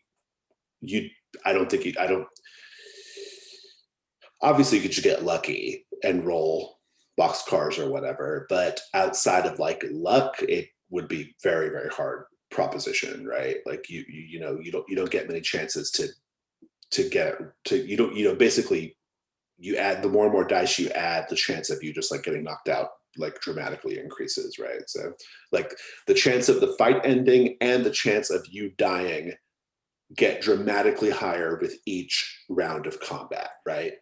And so if you can put the monster away earlier, that's obviously much better, and it's just so much easier to do if the creature is like 6, 7, 8 endurance, So I just think for me it's very interesting because it's such a different way, in a way of like, you don't have, if you haven't done it a lot, you don't have a feeling like a mathematical feeling, in a sense, right? Yeah. I mean, if you played hours and hours of D&D, then you kind of get what, right, like, you get a mathematical feeling of what it is or what the situation is. And here I found that to be really interesting, because I feel exactly like it can go well for a couple of rounds, but then you're rolling 5 dice, and then with the next round it can go what I think is interesting is like badly. You sometimes have to make decisions about what is actually combat, So if it had been the situation where 3 of you were fighting, what was the character that was endurance 6? Bartholomew.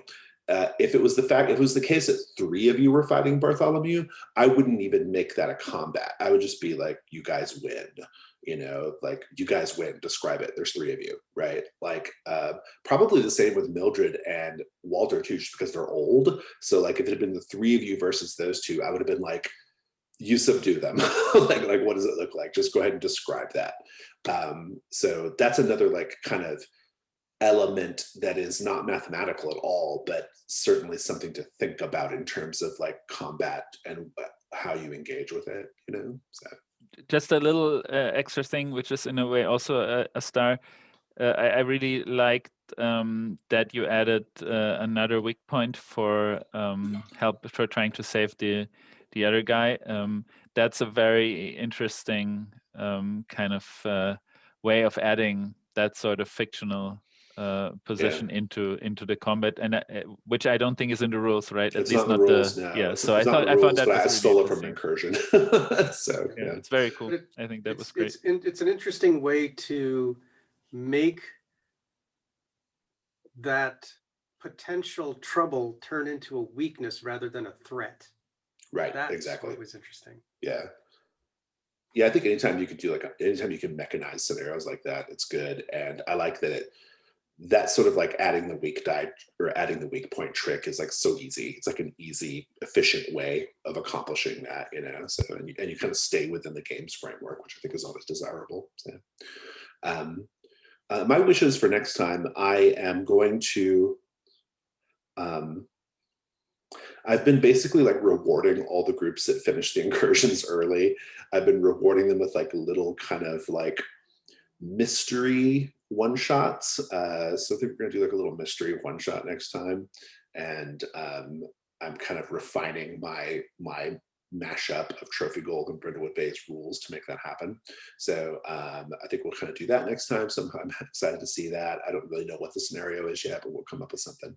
And I'm really excited for Hearthfire too. I really enjoy Hearthfire. I hope you all have some time to think about what you want to do for Hearthfire so that we can have some good Hearthfire scenes. So. Well, Tris definitely knows what he wants to do with the MTN. So yeah, I love the idea of that being like your new base or whatever. That's a great idea. Yeah, I mean, it's sitting there now. There might be some weird blood monsters we have to clear out. There might be something in the basement, yeah. But I mean, I'm not sure how the inn will help us to recover a relic from the wreck of Maiden's Promise, but it definitely will be able to generate money to pay a debt, and it's also an inn at a crossroads. So I think we're already 2 out of 3. So. And I mean, we could start collecting rumors and stuff like that might help Vanek find his relic. The problem, Adrian, is that you're thinking like a player and not a GM. See, I'm thinking of the inn as another burden. Could do that as well. Yeah. There's all kinds of ways it could go south. I love the idea of an inn as a base, though. It's always fun. Like, to me, it's just such a fun, I mean, we know this is an area where there's lots of zombies around, so I'm not sure that staying put in a certain place is what we want to do, but we'll see. Any other stars or wishes before we go? I think everything. I'm excited to see what next session brings, but I don't necessarily have anything specific that I can think of that I want from it. I think we're going to have a good time. I'm going to go ahead and stop the recording.